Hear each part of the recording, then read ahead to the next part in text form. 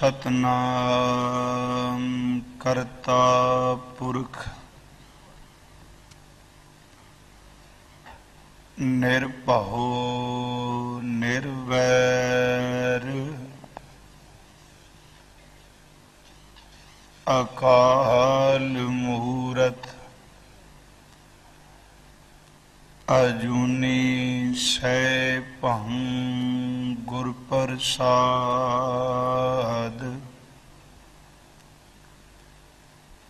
जप आद सच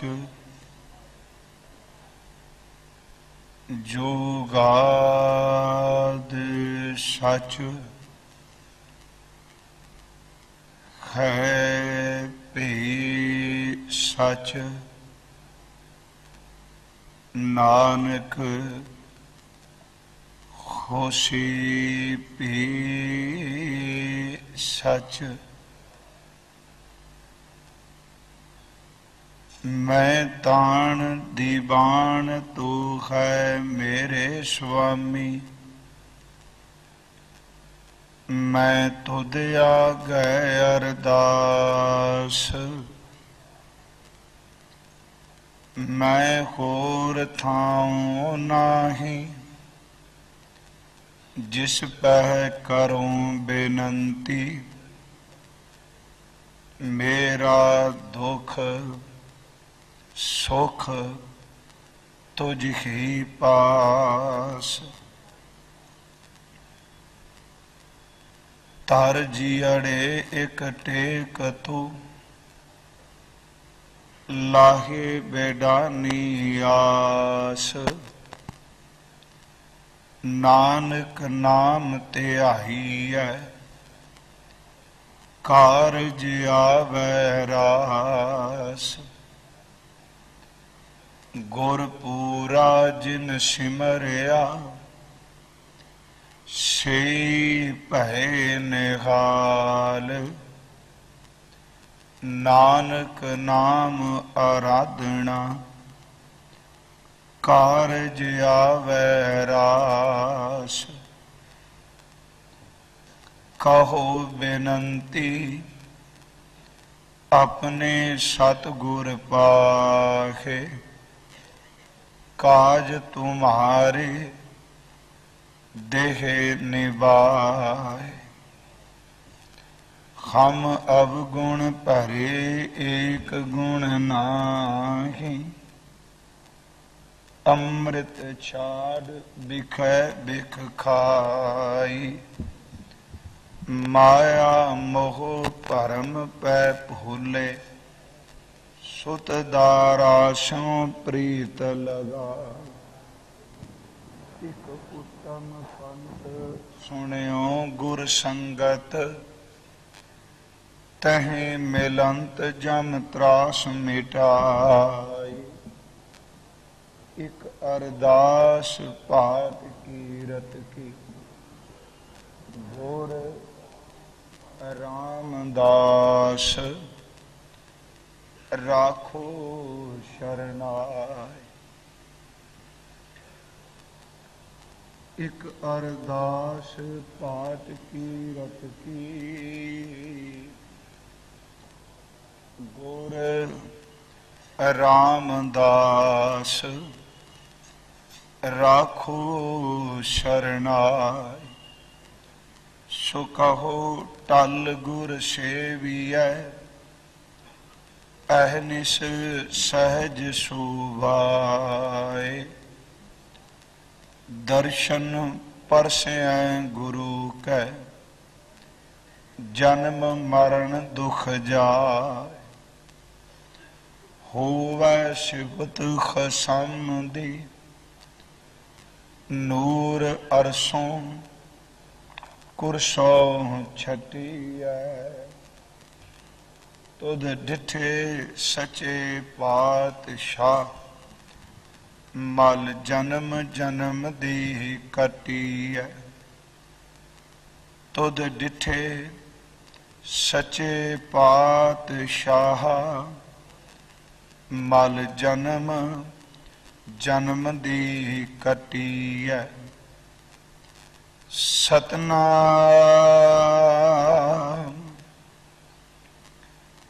धन वाहे गुरु साहिब जियो कतिक कर्म कमावणे दोष ना काहूं जोग परमेश्वर ते भुलिया व्यापन सबे रोग कतिक कर्म कमावणे दोष ना काहूं जोग परमेश्वर ते भुलिया व्यापन सभे रोग वे मुख होए राम ते लगन जन्म विजोग खिन मह कौड़े होए गए जितड़े माया भोग विच ना कोई कर सकै किस थै रोवह रोज कीता किछु ना खोवई लिखिया तुर संजोग वड भागी मेरा प्रभ मिलै तां उतरह सब बेयोग नानक को प्रभ राख ले मेरे साहिब बंदी मोच कतिक होवै साध संग बिन सह सभे सोच नानक को प्रभ राख ले मेरे साहिब बंदी मोच कतिक होवै साध संग बिन सह सभे सोच। वाहिगुरु जी का खालसा वाहिगुरु जी की फतेह। परम सम्मान योग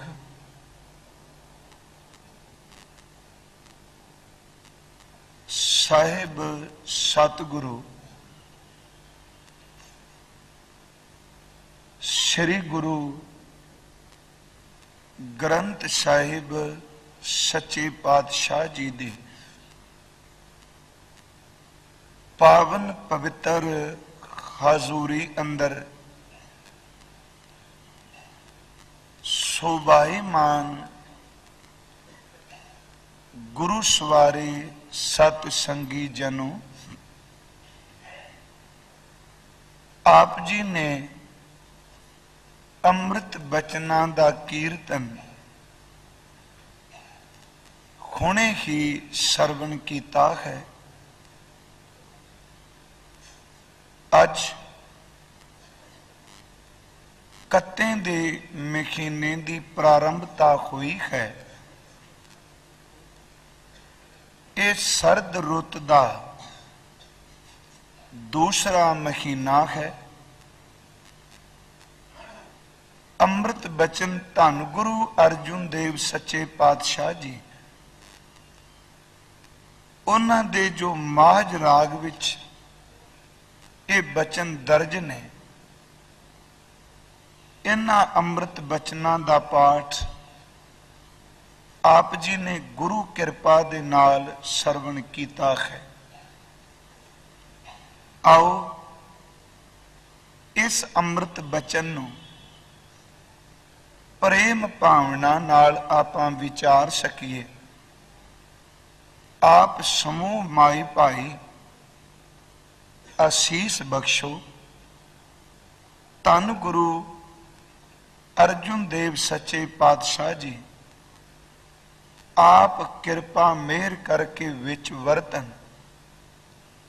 ਇਸ ਅੰਮ੍ਰਿਤ ਬਚਨ ਦੀ ਵਿਚਾਰ ਸ਼ਰਧਾ ਅਕੀਦਤ ਨਾਲ ਕਰਾ ਲੈਣ। ਸਾਧ ਸੰਗਤ ਆਪ ਬਖਸ਼ੋ ਆਸੀਸ और उच्चारण करो जी सतनाम श्री वाहे गुरु जी। करो कृपालता, फिर उच्चारण करो जी सतनाम श्री वाहे गुरु जी। सतगुरु गुरु पंचम पातशाह महाराज जी ने ਅੱਜ ਦੇ ਇਸ ਪਵਿੱਤਰ ਸ਼ਬਦ ਦੇ ਰਾਹੀਂ ਸਮੁੱਚੀ ਮਾਨਵਤਾ ਨੂੰ ਇਹ ਉਪਦੇਸ਼ ਦ੍ਰਿੜ ਕਰਾਇਆ ਹੈ। ਪਹਿਲੀ ਗੱਲ, ਜਿਹੜੇ ਕਰਮ ਇਨਸਾਨ ਤੋਂ ਕਰਨਾ ਪਿਆ ਹੈ, ਇਹਨਾਂ ਕੀਤੇ ਹੋਏ ਕਰਮਾਂ ਦਾ ਫਲ ਤੈਨੂੰ ਭੁਗਤਣਾ ਪੈਣਾ ਹੈ।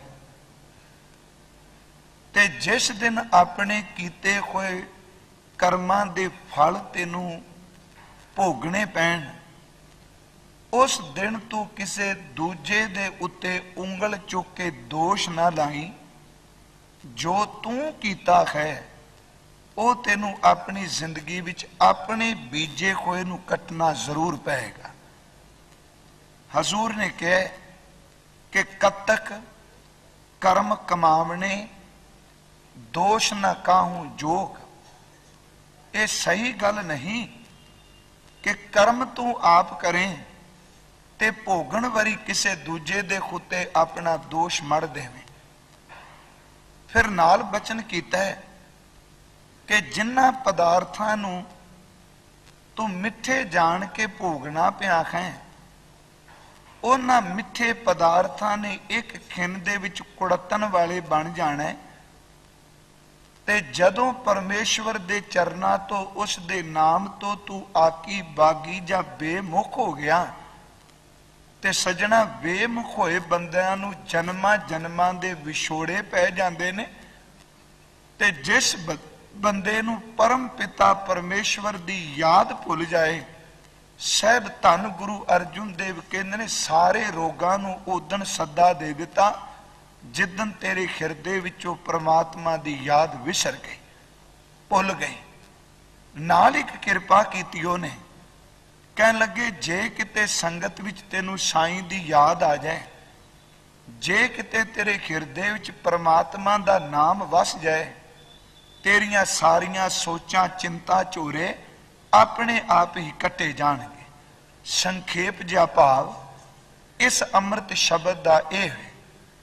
ਪਹਿਲਾ ਬਚਨ ਕੀਤਾ ਹੈ ਕਿ ਜਿਹੜੇ ਕਰਮ ਅਸੀਂ ਕਰਨੇ ਆ, ਉਹ ਕੀਤੇ ਹੋਏ ਕਰਮਾਂ ਦਾ ਫਲ ਸਾਨੂੰ ਜ਼ਰੂਰ ਮਿਲੇਗਾ।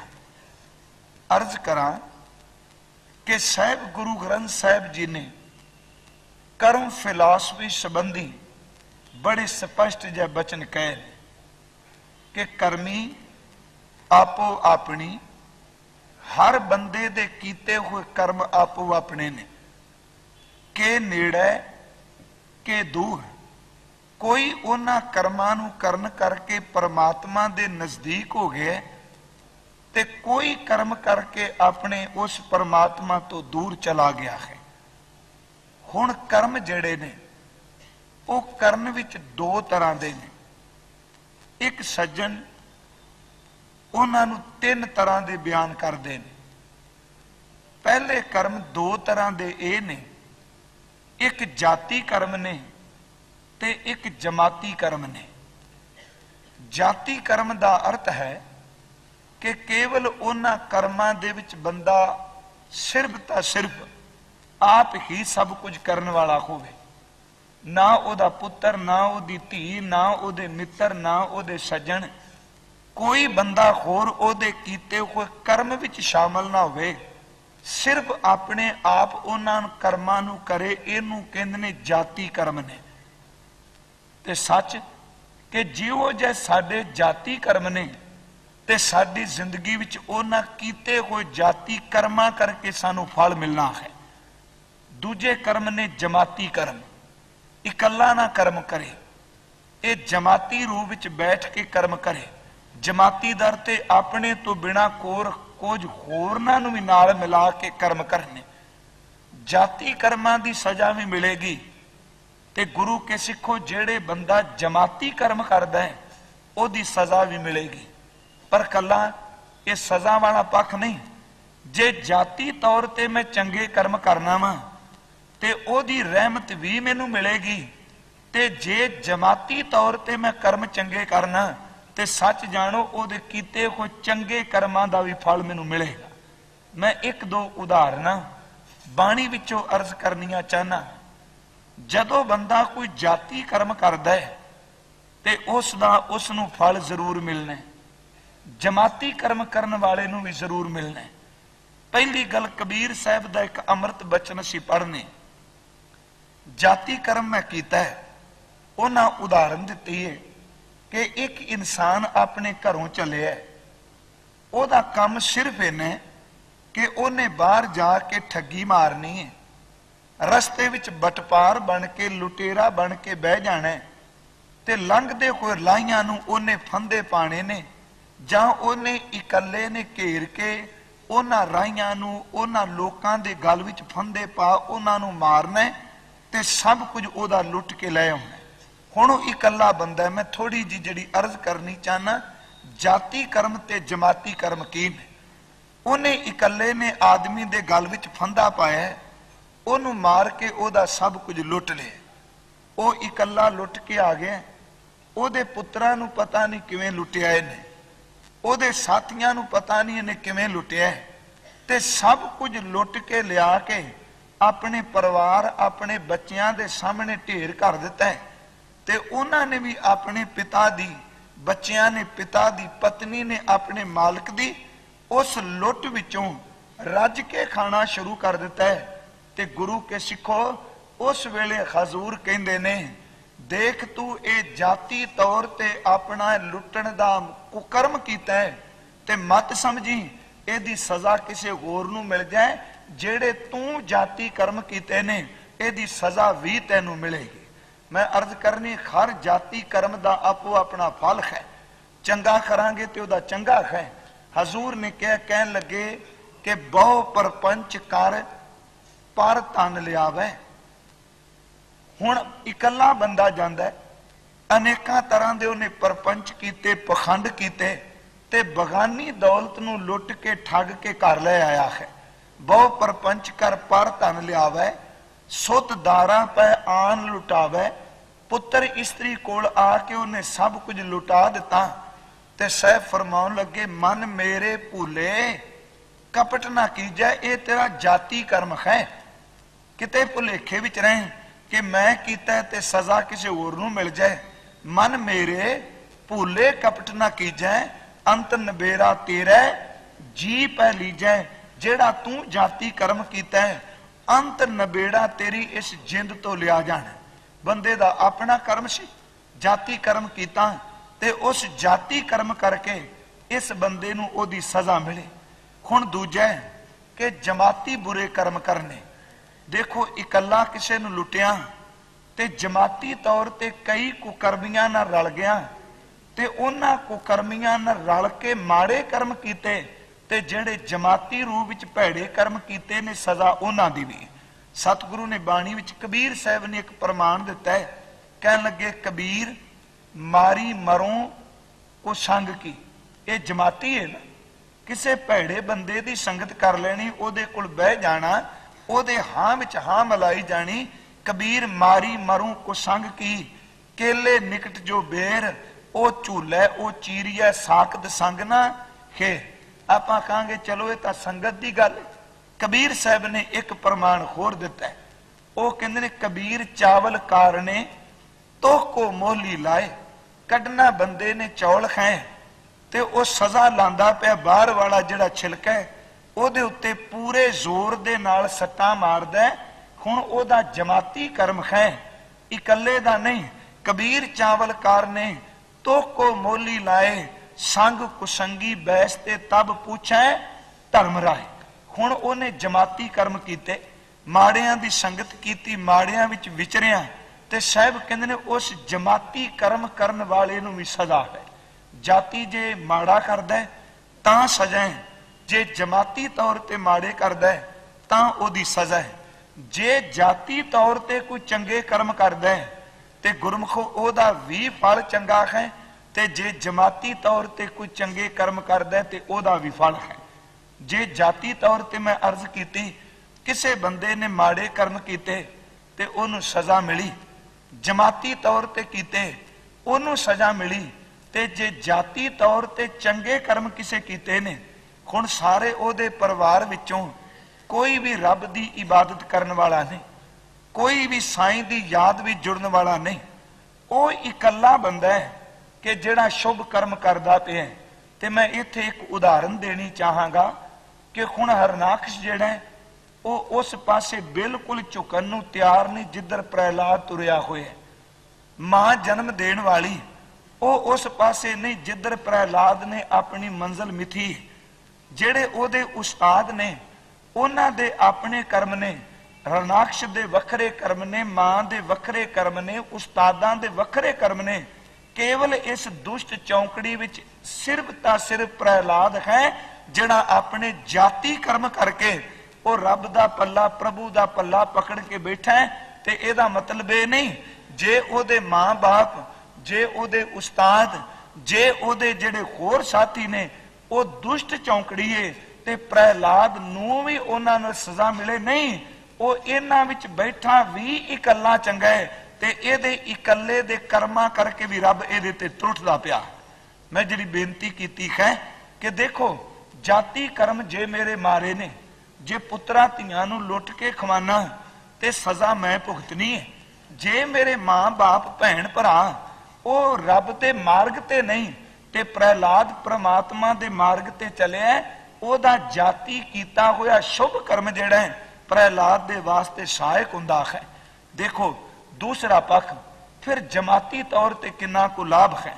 ਜੇ ਕੋਈ ਆਦਮੀ ਆਪ ਸੰਗਤ ਵਿੱਚ ਨਹੀਂ ਪਹਿਲਾਂ ਜੁੜਿਆ, ਉਹ ਸੰਗਤ ਵਿੱਚ ਜੁੜ ਕੇ ਜਾਂ ਰੱਬ ਦੀ ਬੰਦਗੀ ਕਰਨ ਵਾਲੇ ਉਹਨਾਂ ਦੇ ਨੇੜੇ ਆ ਕੇ ਕਮਾਈ ਕਰਨ ਲੱਗ ਪਵੇ ਤੇ ਸੰਗਤ ਦੀ ਰੂਪ ਵਿੱਚ ਜਮਾਤੀ ਸ਼ੁਭ ਕਰਮ ਕਰੇ ਤੇ ਉਹਨਾਂ ਦਾ ਫਲ ਵੀ ਉਹਨੂੰ ਚੰਗਾ ਮਿਲੇਗਾ। ਸਾਹਿਬ ਨੇ ਅੰਮ੍ਰਿਤ ਬਾਣੀ ਵਿੱਚ ਇਹ ਪ੍ਰਮਾਣ ਦਿੱਤੇ ਨੇ, ਮੇਰੇ ਮਾਧੋ ਜੀ ਸਤ ਸੰਗਤ ਮਿਲੇ ਸੋ ਤਰਿਆ। ਹੁਣ ਉਹ ਜਮਾਤੀ ਰੂਪ ਵਿੱਚ ਸ਼ੁਭ ਕਰਮ ਕਰ ਲਗਾ, ਸੰਗਤ ਵਿੱਚ ਆਇਆ, ਉਹਨੇ ਬਾਣੀ ਪੜ੍ਹੀ, ਸਿਮਰਨ ਕੀਤਾ, ਨਾਮ ਜਪਿਆ, ਉਹ ਕਰਮਾਂ ਤੋਂ ਉੱਪਰ ਉੱਠਿਆ।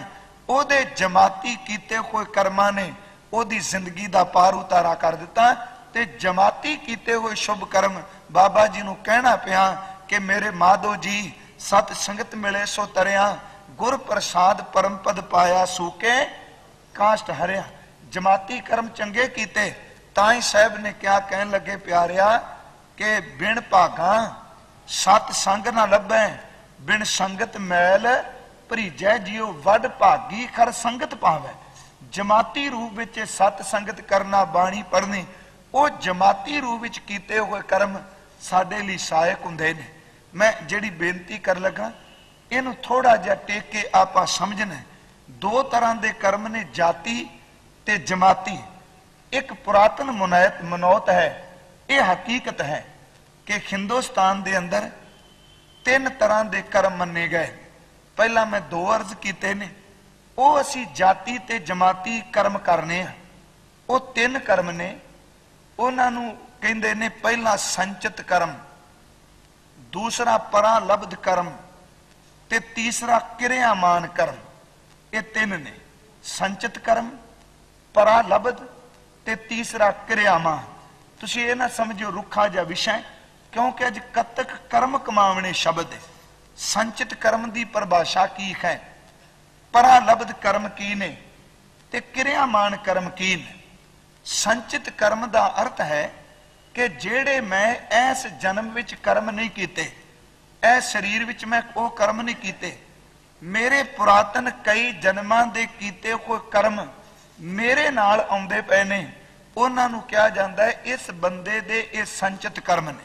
ਜਿਹੜੇ ਪੁਰਾਤਨ ਕਰਮ ਨੇ, ਪੁਰਾਣੇ ਜਨਮਾਂ ਤੋਂ ਮੇਰੇ ਕੀਤੇ ਹੋਏ ਕਰਮ ਮੇਰੇ ਨਾਲ ਤੁਰੇ ਆਉਂਦੇ ਨੇ, ਉਹ ਸੰਚਿਤ ਕਰਮ ਨੇ। ਤੇ ਉਸ ਤੋਂ ਅੱਗੇ ਵੀ ਪਰਾਲਬਧ ਕਰਮ। ਪਰਾਲਬਧ ਦਾ ਅਰਥ ਹੁੰਦਾ ਹੈ ਕਿ ਉਹਨਾਂ ਸੰਚਿਤ ਕਰਮਾਂ ਕਰਕੇ ਜਿਹੜਾ ਫਲ ਭੋਗਣਾ, ਉਹਨੂੰ ਕਹਿੰਦੇ ਅਸੀਂ ਪਰਾਲਬਧ ਹੈ। ਦੇਖੋ ਅਸੀਂ ਦੇਖਨੇ ਆ, ਕਈ ਵਾਰੀ ਸ਼ਬਦ ਵਰਤਨੇ ਆ ਕਿ ਇਸ ਬੰਦੇ ਨੂੰ ਰੱਬ ਨੇ ਜਿਹੜਾ ਸੁਖ ਦਿੱਤਾ ਹੈ, ਇਸ ਜਨਮ ਦਾ ਤੇ ਇਹਦਾ ਕਰਮ ਕੋਈ ਚੰਗਾ ਨਹੀਂ, ਕਿਤੇ ਪੁਰਾਣੇ ਕੀਤੇ ਹੋਏ ਇਹਦੇ ਕਰਮ, ਇਹਦੇ ਸੰਚਿਤ ਕੀਤੇ ਹੋਏ ਕਰਮ ਇਹਦੇ ਸਾਹਮਣੇ ਆ ਗਏ ਨੇ। ਆਪਣੇ ਸੰਚਿਤ ਕਰਮਾਂ ਕਰਕੇ, ਆਪਣੀ ਪਰਾਲਬਧ ਕਰਕੇ ਅੱਜ ਇਹ ਰੋਟੀ ਖਾਂਦਾ ਪਿਆ। ਕਈ ਐਸੇ ਕਰਮ ਨੇ, ਕਈ ਵਾਰੀ ਕਹਿੰਦੇ ਆ ਬੰਦਾ ਸਾਰੀ ਜ਼ਿੰਦਗੀ ਇਹਨੇ ਕਦੀ ਗੁਰਦੁਆਰੇ ਨਹੀਂ ਗਿਆ, ਕਦੀ ਇਹ ਮੰਦਿਰ ਵਿੱਚ ਨਹੀਂ ਗਿਆ ਜੀ, ਕਦੀ ਇਹਨੇ ਧਰਮ ਦਾ ਕਰਮ ਨਹੀਂ ਕੀਤਾ, ਪਰ ਪਤਾ ਨਹੀਂ ਰੱਬ ਨੇ ਇਹਨੂੰ ਕੀ ਭਾਗ ਲਾਇਆ, ਜਿਸ ਕੰਮ ਨੂੰ ਹੱਥ ਪਾਉਂਦਾ ਮਿੱਟੀ ਵੀ ਸੋਨਾ ਬਣ ਜਾਂਦੀ ਏ। ਉੱਥੇ ਕਹਿੰਦੇ ਨੇ ਇਹ ਦੂਜੀ ਤਰ੍ਹਾਂ ਦਾ ਕਰਮ ਕੰਮ ਕਰਦਾ, ਜਿਹਨੂੰ ਪਰਾਲਬਧ ਕਹਿੰਦੇ ਆ, ਕਿ ਉਹ ਜਿਹੜੇ ਪਹਿਲੇ ਕੀਤੇ ਹੋਏ ਕਰਮ ਨੇ, ਉਸ ਬੰਦੇ ਨੇ ਉਹਨਾਂ ਕੀਤੇ ਹੋਏ ਕਰਮਾਂ ਦਾ ਫਲ ਭੋਗਦਾ ਪਿਆ। ਸੰਚਿਤ ਕਰਮ ਤੇ ਪਰਾਲਬਧ ਕਰਮ।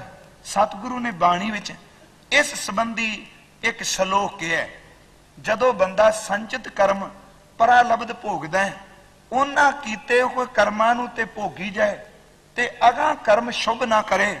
ਕਿਰਿਆਮਾਨ ਕਰਮ ਜਿਹੜੇ ਵਰਤਮਾਨ ਕਰਮ ਨੇ, ਉਹਨਾਂ ਵਿੱਚ ਚੰਗਾ ਕਰਮ ਨਾ ਕਰੇ, ਪੂਰਬਲੇ ਕੀਤੇ ਹੋਇਆਂ ਕਰਕੇ ਖਾ ਲਏਗਾ ਤੇ ਗੁਰਮੁਖੋ ਅਗਾਂਹ ਕੁਝ ਕਮਾਇਆ ਨਹੀਂ, ਅਗਾਂਹ ਫਿਰ ਉਹਦੇ ਵਾਸਤੇ ਦੋਜ਼ਖ ਦੀ ਅੱਗ ਪਈ ਤਪਦੀ ਹੈ। ਗੁਰੂ ਸਾਹਿਬ ਨੇ ਇੱਕ ਸ਼ਲੋਕ ਦਿੱਤਾ ਹੈ ਸੰਸਕ੍ਰਿਤੀ ਵਿੱਚ, ਹਜ਼ੂਰ ਦਾ ਬਚਨ ਹੈ, ਦਾਨੰਗ ਪਰਾਪੂਰਬੇਨ ਪੁਚੰਤੇ ਮਹੀਪਤੇ। ਇਹ ਪਰਾਲਬਧ ਕਰਮ ਹੈ। ਅੱਜ ਕਤਕ ਕਰਮ ਕਮਾਵਣੇ में ਤੇ ਤਿੰਨ ਤਰ੍ਹਾਂ ਦੇ ਕਰਮ ਅਸੀਂ ਭੋਗਨੇ ਪਏ ਹਾਂ। ਪਹਿਲੇ ਸੰਚਿਤ ਕਰਮ ਨੇ, ਫਿਰ ਪਰਾਲਬਧ ਹੈ ਤੇ ਤੀਸਰੇ ਕਿਰਿਆਮਾਨ। ਹੁਣ ਸੰਚਿਤ ਕਰਮਾਂ ਕਰਕੇ ਕਹਿੰਦੇ ਆ ਦਾਨੰਗ ਪਰਾਪੂਰਬੇਨ। ਹੁਣ ਪਰਾਪੂਰਬੇਨ ਦਾ ਅਰਥ ਕੀ? ਪੂਰਬੇਨ ਦਾ ਅਰਥ ਆਪਾਂ ਪੂਰਬਲਾ ਕਰਾਂਗੇ ਨਾ, ਜਿਹੜੇ ਸੰਚਿਤ ਕਰਮ ਨੇ। ਕਹਿੰਦੇ ਨੇ ਇਸ ਬੰਦੇ ਨੇ ਪੂਰਬਲੇ ਕਰਮ ਕੀਤੇ ਨੇ, ਕਿਸੇ ਨੂੰ ਦਾਨ ਪੁੰਨ ਕੀਤਾ ਹੈ। ਇਹ ਗੁਰੂ ਅਰਜੁਨ ਦੇਵ ਦਾ ਸ਼ਲੋਕ ਹੈ, ਦਾਨਕ ਪਰਾਪੂਰਬੇਨ ਪੁਚੰਤੇ ਮਖੀਪਤੇ।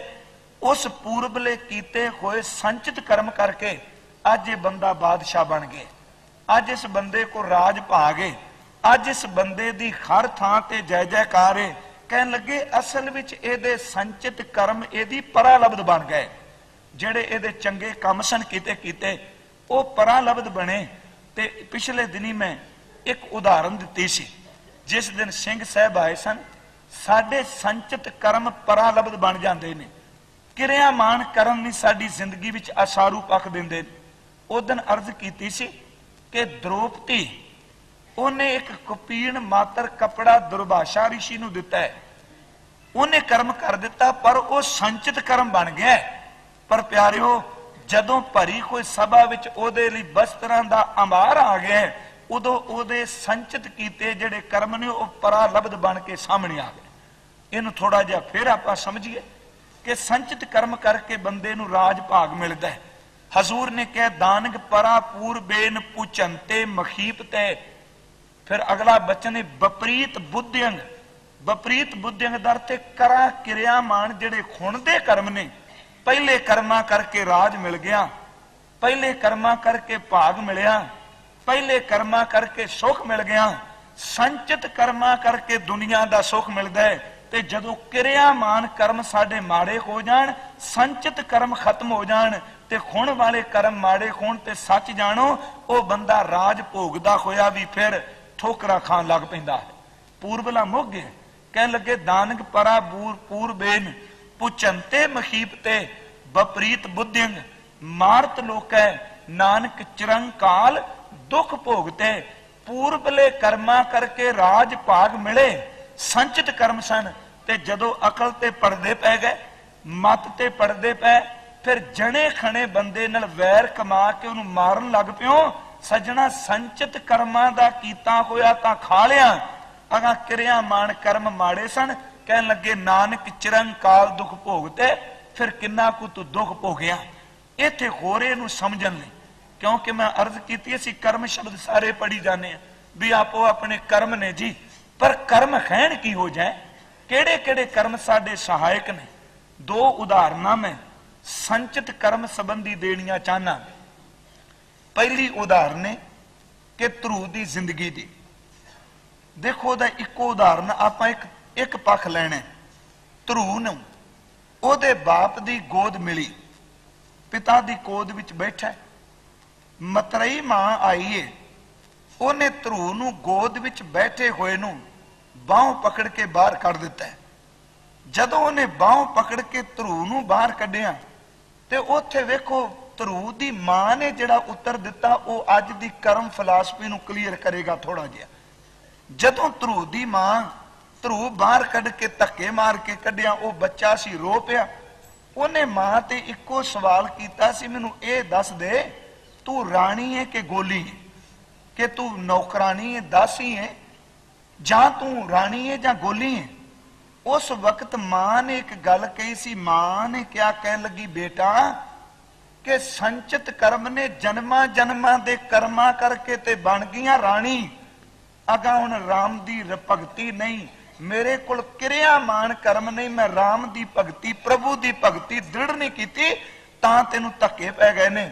ਹੁਣ ਉਹ ਦੇਖੋ ਮਾਂ ਨੇ ਸ਼ਬਦ ਕਹੇ ਕਿ ਪੂਰਬਲੇ ਕਰਮਾਂ ਕਰਕੇ ਰਾਣੀਆਂ, ਹੁਣ ਭਗਤੀ ਨਾ ਹੋਣ ਕਰਕੇ ਤੈਨੂੰ ਧੱਕੇ ਪੈ ਪੈਂਦੇ। ਸ਼ਬਦ ਸਨ ਕਿ ਧਰੂ ਹੱਸਦਾ ਕਰ ਆਇਆ, ਕਰ ਪਿਆਰ ਪਿਓ ਕੁਛੜ ਲਿੱਤਾ, ਬਾਹੋਂ ਪਕੜ ਉਠਾ ਲਿਆ, ਮਨ ਵਿੱਚ ਰੋਸ ਮਤਰਈ ਕੀਤਾ, ਡੱਡੋ ਲਿਕਾ ਮਾਂ ਪੁੱਛੈ, ਤੂੰ ਸਾਹ ਵਾਣੀ ਖੈ ਕੇ ਸਰਿਤਾ। ਕਹਿਣ ਲੱਗੇ ਸਾਹ ਵਾਣੀ ਖਾਂ ਜਨਮ ਦੀ ਅਰਥ ਕੀ ਹੈ?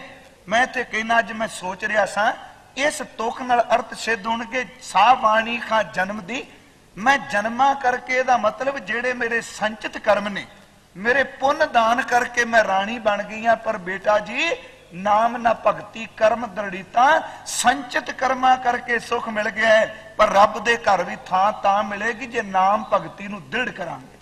ਮੇਰੇ ਕਿਰਿਆਮਾਨ ਕਰਮ ਕੀ ਨੇ? ਮੈਂ ਦੂਸਰੀ ਉਦਾਹਰਨ ਦੇਣੀ ਚਾਹਨਾ। ਸੰਚਿਤ ਕਰਮਾਂ ਕਰਕੇ ਸੁਖ ਮਿਲਦੇ ਨੇ, ਭਾਗ ਮਿਲਦੇ ਨੇ, ਐਸ਼ਵਰਜ ਮਿਲਦੇ ਨੇ।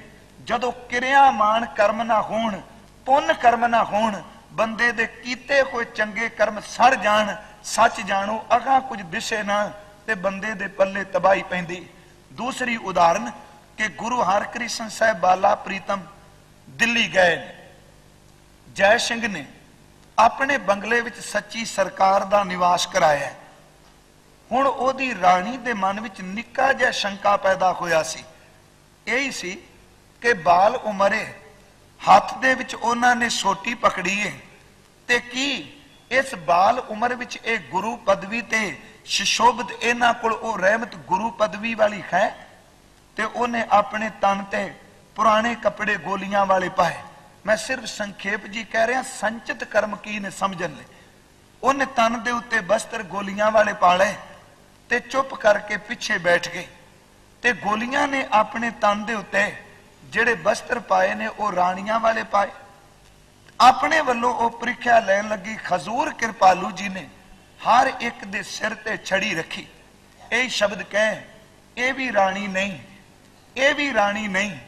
ਅਖੀਰ ਤੇ ਜਿੱਥੇ ਪਟਰਾਣੀ ਬੈਠੀ ਸੀ ਉਹਦੇ ਸਿਰ ਤੇ ਛੜੀ ਰੱਖ ਕੇ ਕਿਹਾ ਕਿ ਖੈ ਤਾਂ ਪਟਰਾਣੀ, ਚੰਗੇ ਕਰਮ ਕੀਤੇ ਨਹੀਂ ਤੇ ਪਟਰਾਣੀ ਬਣ ਗਈ ਹੈ, ਤੇ ਜੇ ਅਗਰ ਰੱਬ ਦੀ ਭਗਤੀ ਨਾ ਕੀਤੀ ਤੇ ਸੱਚ ਜਾਣੀ ਗੋਲੀਆਂ ਵਾਲਾ ਜਾਮਾ ਹੀ ਮਿਲੇਗਾ। ਹੁਣ ਸੰਚਿਤ ਕਰਮਾਂ ਕਰਕੇ ਸਾਡੀ ਪਰਾਲਬਧ ਬਣਦੀ। ਸੰਚਿਤ ਕਰਮ ਜਿਹੜੇ ਨੇ ਸਾਡੀ ਪਰਾਲਬਧ ਬਣਾਉਂਦੇ ਨੇ। ਤਿੰਨ ਤਰ੍ਹਾਂ ਦੇ ਕਰਮ ਨੇ। ਸੰਚਿਤ ਕਰਮ ਜਿਹੜੇ ਪਹਿਲੇ ਜਨਮਾਂ ਵਿੱਚ ਲੈ ਕੇ ਆਏ ਆ, ਅੱਜ ਉਹ ਭੋਗਨੇ ਪਏ ਆ। ਪੁੱਤਰ ਨੇ, ਧੀਆਂ ਨੇ, ਐਸ਼ਵਰਜੇ ਪਦਾਰਥ ਨੇ, ਲੋਕ ਜੈ ਜੈਕਾਰ ਕਰਨਗੇ। ਜੇ ਉਹਨਾਂ ਸੰਚਿਤ ਕਰਮਾਂ ਨੂੰ ਤੇ ਖਾ ਲਿਆ ਤੇ ਅਗਾਂਹ ਕੁਕਰਮੀ ਬਣ ਗਏ ਤੇ ਖਿਮਾ ਕਰਿਓ, ਅਗਾਂਹ ਕੀਤੇ ਕੋਈ ਕੁਕਰਮ ਜਿਹੜੇ ਨੇ ਸਾਡੀ ਜ਼ਿੰਦਗੀ ਤਬਾਹ ਕਰਦੇ। ਕਿਉਂਕਿ ਜਿਹੜੇ ਅੱਜ ਕਿਰਿਆਮਾਨ ਕਰਮ ਨੇ ਇਹਨਾਂ ਨੇ ਕੱਲ ਨੂੰ ਸੰਚਿਤ ਕਰਮ ਬਣਨੇ। ਮੈਂ ਸਿੱਧੀ ਜੀ ਇੱਕ ਪੇਂਡੂ ਜੀ ਉਦਾਹਰਨ ਦੇ ਦਿਆਂ ਕਿ ਇੱਕ ਬੰਦੇ ਨੇ ਆਪਣੇ ਘਰ ਦੇ ਅੰਦਰ ਅਨਾਜ ਇਕੱਠਾ ਕੀਤਾ। ਉਸ ਅਨਾਜ ਨੂੰ ਉਹਨੇ 6 ਮਹੀਨੇ ਸਾਲ ਬਹਿ ਕੇ ਖਾਣਾ ਹੈ। ਹੁਣ ਉਹ ਜਿਹੜਾ ਅਨਾਜ ਉਹਨੇ ਘਰ ਵਿੱਚ ਇਕੱਠਾ ਕੀਤਾ ਹੈ, ਉਸ ਅਨਾਜ ਨੂੰ ਤੇ ਉਹ ਖਾਈ ਜਾਏ, ਉਸ ਭੋਜਨ ਨੂੰ ਤਾਂ ਉਹ ਅਨਾਜ ਪੀ ਪੀ ਕੇ ਖਾਈ ਜਾਏ। ਤੇ ਦੇਖਿਓ ਸਿਆਣਾ ਜ਼ਿਮੀਦਾਰ ਹੋਵੇ ਜਿਹੜਾ ਪਿਛਲੇ ਖਾਂਦਾ ਹੈ, ਪਰ ਪਿਛਲੇ ਖਾਦਿਆਂ ਵਿੱਚੋਂ ਅਗਾਂਹ ਬੀਜੀ ਜਾਂਦਾ ਹੈ, ਤੇ ਜਦੋਂ ਅਗਲਾ ਸਾਲ ਆਉਂਦਾ ਉਹਦੇ ਭੜੋਲੇ ਖਾਲੀ ਨਹੀਂ ਹੁੰਦੇ, ਭੰਡਾਰੇ ਫਿਰ ਭਰੀ ਜਾਂਦੇ। ਹੁਣ ਸੰਚਿਤ ਕਰਮ ਇਹ ਨੇ ਕਿ ਜੇ ਪਹਿਲਾਂ ਇਕੱਠੇ ਕੀਤੇ ਹੋਏ ਦਾਣੇ ਤਾਂ ਖਾ ਲੈ, ਪਹਿਲਾਂ ਇਕੱਠੇ ਕੀਤਾ ਹੋਇਆ ਤਾਂ ਸਭ ਕੁਝ ਭੋਗ ਲਿਆ, ਤੇ ਅਗਾਂਹ ਇਕੱਠਾ ਨਹੀਂ ਕੀਤਾ। ਤੇ ਚੇਤੇ ਰੱਖਿਓ ਗੁਰਸਿੱਖੋ, ਪੂਰਬਲੇ ਕਰਮਾਂ ਕਰਕੇ ਸੁਖ ਮਿਲਣਗੇ, ਭੋਗ ਲੈ। ਅਗਾਂਹ ਕੁਝ ਭੜੋਲੇ ਵਿੱਚ ਦਾਣੇ ਪਾਏ ਨਹੀਂ, ਤੇ ਜਿਨ੍ਹਾਂ ਨੇ ਪਾਏ ਨੇ ਉਹਨਾਂ ਦੇ ਕਿਰਿਆਮਾਨ ਕਰਮ ਅਗਾਂਹ ਸੰਚਿਤ ਕਰਮ ਬਣ ਗਏ, ਤੇ ਬੰਦਾ ਪਿਛਲੇ ਖਾ ਗਿਆ, ਅੱਗੋਂ ਭੁੱਖਾ ਰਹਿ ਗਿਆ। ਮੈਂ ਅਰਜ਼ ਕੀਤੀ 3 ਤਰ੍ਹਾਂ ਦੇ ਕਰਮ ਨੇ। ਪਹਿਲੇ ਨੇ ਸੰਚਿਤ ਕਰਮ, ਜਿਹੜੇ ਕਈ ਜਨਮਾਂ ਦੇ ਸਾਡੇ ਨਾਲ ਆਉਂਦੇ ਪਏ ਨੇ। ਤੇ ਦੇਖੋ ਇਹ ਸੰਚਿਤ ਕਰਮ ਸਨ, ਤਾਂ ਹੀ ਭਗਤ ਕਬੀਰ ਸਾਹਿਬ ਨੇ ਕਿਹਾ ਪੂਰਬ ਜਨਮ ਖਮ ਤੁਮਰੇ ਸੇਵਕ ਅਬ ਤੋਂ ਮਿਟਿਆ ਨਾ ਜਾਈ। ਇਹਦਾ ਮਤਲਬ ਸੰਚਿਤ ਕਰਮ ਨੇ ਰੱਬ ਦੀ ਬੰਦਗੀ ਵਾਲੇ। ਸਾਹਿਬ ਬਾਬਾ ਰਵਿਦਾਸ ਜੀ ਨੇ ਸ਼ਬਦ ਕਹੇ ਕਿ ਬਹੁਤ ਜਨਮ ਵਿਚਰੇ ਥੇ ਮਾਧੋ। ਇਹਦਾ ਮਤਲਬ ਕਿ ਕਦੀ ਮਿਲਾਪ ਸੀ ਤਾਂ ਵਿਛੜੇ। 3 ਤਰ੍ਹਾਂ ਦੇ ਕਰਮ ਸੰਚਿਤ ਕਰਮ ਨੇ, ਪਰਾਲਬਧ ਹੈ, ਤੇ ਤੀਸਰੇ ਅਸੀਂ ਕਹਿੰਦੇ ਆ ਕਿਰਿਆਮਾਨ ਕਰਮ ਨੇ। ਮੈਂ ਬੇਨਤੀ ਕਰਾਂ, ਦੇਖੋ ਸਿੱਧੀ ਜੇ ਕਿ ਜਿਹੜੇ ਕਰਮ ਅਸੀਂ ਕਰਨੇ ਆ ਉਹ ਸਾਨੂੰ ਭੁਗਤਨੇ ਪੈਣੇ ਨੇ। ਤੇ ਮੈਂ ਇਸ ਚੀਜ਼ ਦਾ ਉੱਤਰ ਦੇਣਾ ਚਾਹੁੰਦਾ ਸਾਂ ਕਿ ਕਈ ਲੋਕ ਕਹਿੰਦੇ ਨੇ ਦੇਖੋ ਜੀ ਇਸ ਬੰਦੇ ਦੇ ਕਦੀ ਕੋਈ ਚੰਗਾ ਕੰਮ ਨਹੀਂ ਕੀਤਾ। ਮੈਂ ਕਹਿੰਦਾ ਅਸੀਂ ਕਿਰਿਆਮਾਨ ਕਰਮ ਦੇਖਨੇ ਪਏ ਆ, ਇਹ ਚੰਗਾ ਨਹੀਂ ਕਰ ਰਿਹਾ, ਪਰ ਇਹਦੇ ਸੰਚਿਤ ਕਰਮ ਪਤਾ ਨਹੀਂ ਕਿੰਨੇ ਕੁ ਭਾਗ ਚੰਗੇ ਲੈ ਕੇ ਆਇਆ ਹੈ, ਕਿੰਨੇ ਕੁ ਇਸ ਬੰਦੇ ਦੀ ਪੂਰਬਲੀ ਕਮਾਈ ਹੈ, ਜਿਸ ਕਰਕੇ ਇਸ ਬੰਦੇ ਦੇ ਪੁੰਨ ਜਿਹੜੇ ਨੇ ਉਹ ਫਲੇ ਨੇ। ਤੇ ਯਾਦ ਰੱਖੋ ਜੇ ਅਗਾਂਹ ਨਹੀਂ ਤੇ ਅਗਾਂਹ ਉਹਦੀ ਤਬਾਹੀ ਹੋਵੇਗੀ। ਹਜ਼ੂਰ ਕਿਰਪਾਲੂ ਜੀ ਨੇ ਕਿਹਾ ਪਰ ਜਿਹੜੇ ਕਰਮ ਅਸੀਂ ਕਰਨੇ ਆ ਉਹ ਸਾਨੂੰ ਭੁਗਤਨੇ ਜ਼ਰੂਰ ਪੈਣਗੇ। ਜੇ ਮੈਂ ਜ਼ਹਿਰ ਘੋਲਿਆ ਤੇ ਇਹ ਸੋਚਾਂ ਕਿ ਮੈਂ ਲੋਕਾਂ ਨੂੰ ਤਾਂ ਜ਼ਹਿਰ ਪਿਆਵਾਂ ਤੇ ਮੈਨੂੰ ਅੰਮ੍ਰਿਤ ਮਿਲ ਜਾਏ, ਸਾਹਿਬ ਕਹਿੰਦੇ ਨੇ ਰੱਬ ਦੇ ਘਰ ਦਾ ਇਹ ਇਨਸਾਫ ਨਹੀਂ ਕਿ ਬੀਜੈ ਬਿਖ ਮੰਗੈ ਅੰਮ੍ਰਿਤ। ਜਿਹੜੇ ਕਰਮ ਕੀਤੇ ਨੇ ਉਹਦਾ ਫਲ ਤੂੰ ਭੋਗਣਾ। ਬੀਜੇ ਬਿਖ ਮੰਗੈ ਅੰਮ੍ਰਿਤ, ਵੇਖੋ ਇਹੋ ਨਿਆਓ, ਇਹ ਕਿੱਧਰ ਦਾ ਇਨਸਾਫ ਕਿ ਅੰਮ੍ਰਿਤ ਬੀਜ ਕੇ ਤੂੰ ਕਹਿ ਵੈਗੁਰੂ ਜ਼ਹਿਰ ਬੀਜ ਕੇ ਕਹਿ ਅੰਮ੍ਰਿਤ ਮਿਲ ਜਾਏ। ਜਿਹੜੇ ਬੀਜ ਬੀਜੇ ਨੇ ਫਲ ਵੀ ਤੈਨੂੰ ਉਹ ਮਿਲਣੇ। ਹਜ਼ੂਰ ਨੇ ਇਹਦੇ ਵਿੱਚ ਇੱਕ ਹੋਰ ਕਿਰਪਾ ਕੀਤੀ, ਬਾਣੀ ਵਿੱਚੋਂ ਆਪਾਂ ਪੜ੍ਹਨੇ, ਜਿਹੜੇ ਕਰਮਾਂ ਦਾ ਬੀਜ ਪਾਇਆ ਫਲ ਵੀ ਮੈਨੂੰ ਉਹ ਮਿਲਣਾ। ਜੇ ਜ਼ਹਿਰ ਬੀਜਿਆ ਤੇ ਅੰਮ੍ਰਿਤ ਨੇ ਮਿਲਣਾ। ਤੇ ਸੱਜਣੋ ਜੇ ਅੰਮ੍ਰਿਤ ਦੇ ਬੀਜ ਬੀਜੇ ਨੇ ਤੇ ਜ਼ਹਿਰ ਨਹੀਂ ਮਿਲੇਗਾ, ਉਹਦੇ ਵਿੱਚੋਂ ਅੰਮ੍ਰਿਤ ਹੀ ਮਿਲੇਗਾ। ਹਜ਼ੂਰ ਕਿਰਪਾਲੂ ਜੀ ਨੇ ਕਿਹਾ ਜਿਹੜੇ ਕਰਮ ਕਰਨੇ ਤੈਨੂੰ ਉਹਦੇ ਵਿੱਚੋਂ ਮਿਲਣਾ ਹੈ। ਫਿਰ ਬੜੇ ਸਵਾਲ ਨੇ ਕਰਮਾਂ ਸੰਬੰਧੀ, ਵੀ ਜਿਹੜੇ ਅਸੀਂ ਕਰਮ ਕਰਨੇ ਪਏ ਆ ਇਹ ਅਸੀਂ ਆਪਣੇ ਆਪ ਥੋੜਾ ਕਰਨੇ ਆ, ਇਹ ਪਰਮਾਤਮਾ ਸਾਨੂੰ ਕਰਾਂਦਾ ਪਿਆ ਹੈ।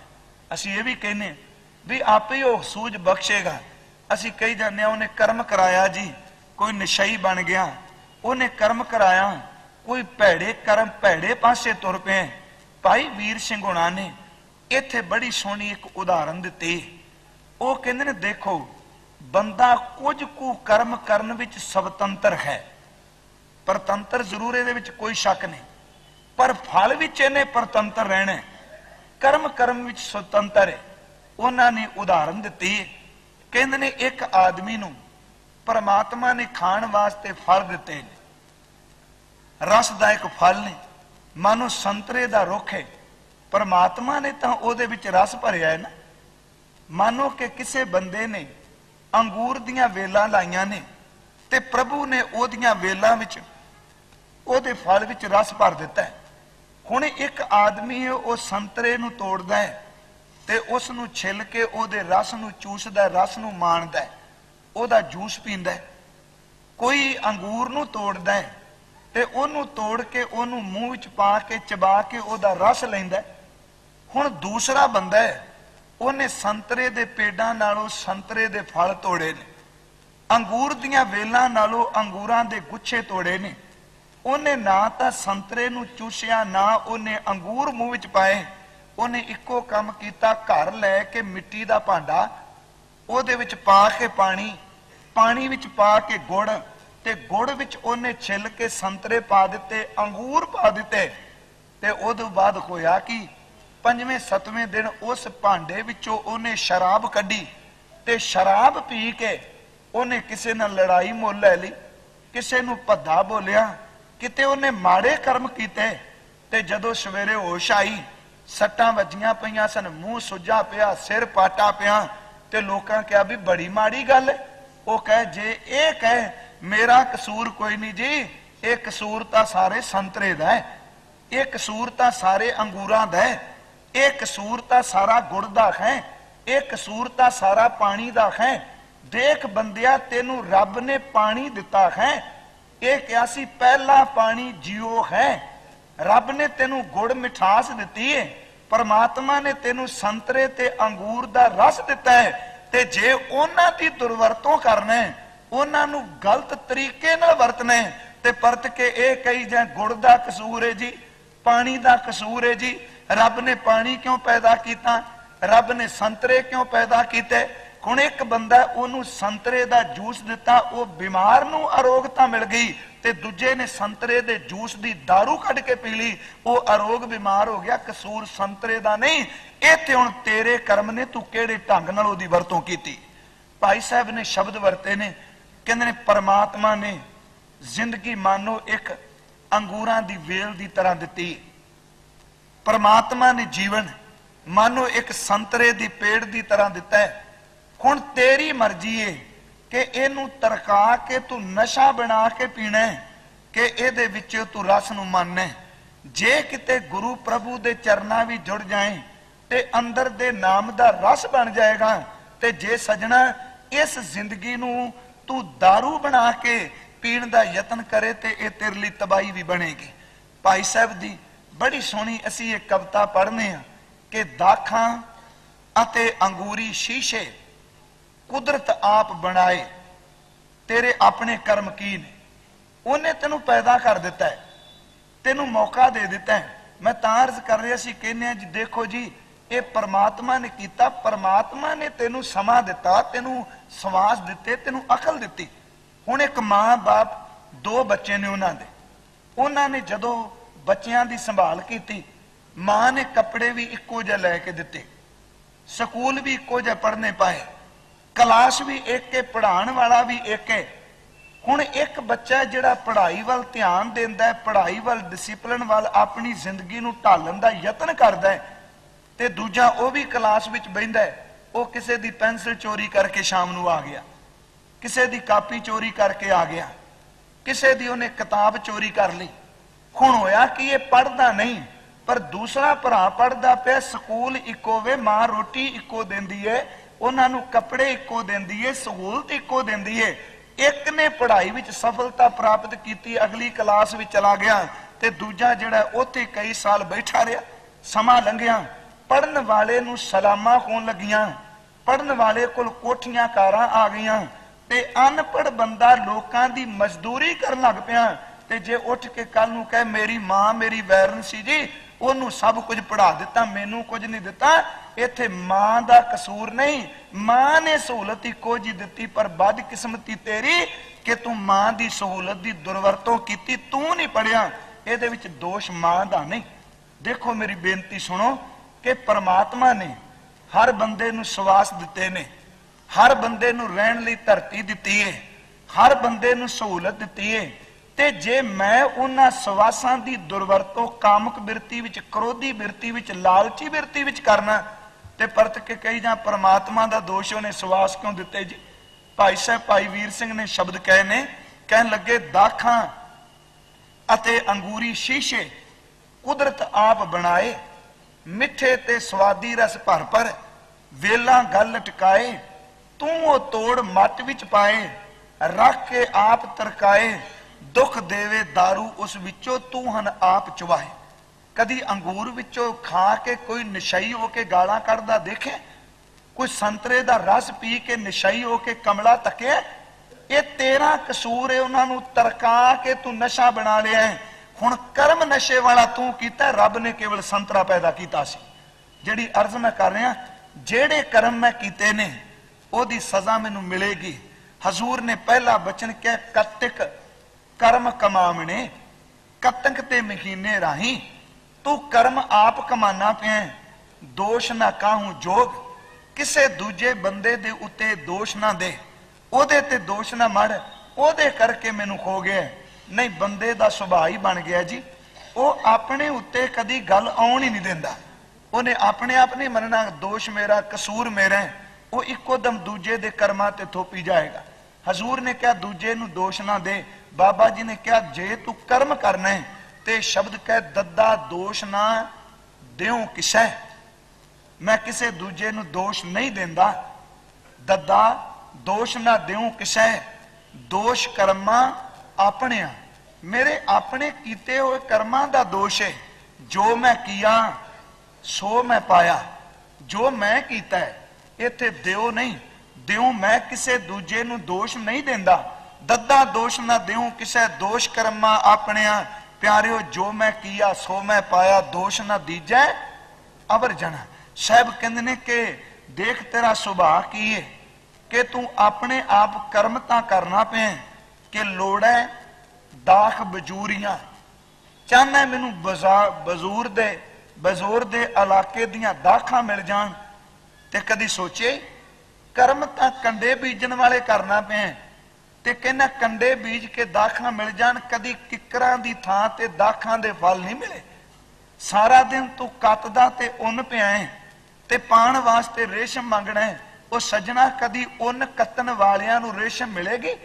ਹਜ਼ੂਰ ਨੇ ਕਿਹਾ ਲੋੜ ਹੈ ਦਾਖ ਬਜੋਰੀਆਂ, ਕਿੱਕਰ ਬੀਜੈ ਜੱਟ, ਖੰਡਾ ਉੱਨ ਕਤਾਏ ਦਾ ਪਹਿੰਦਾ ਲੋੜ ਹੈ ਪੱਟ। ਦੱਦਾ ਦੋਸ਼ ਨਾ ਦਿਓ ਕਿਸੇ, ਦੋਸ਼ ਕਰਮਾਂ ਆਪਣਿਆ।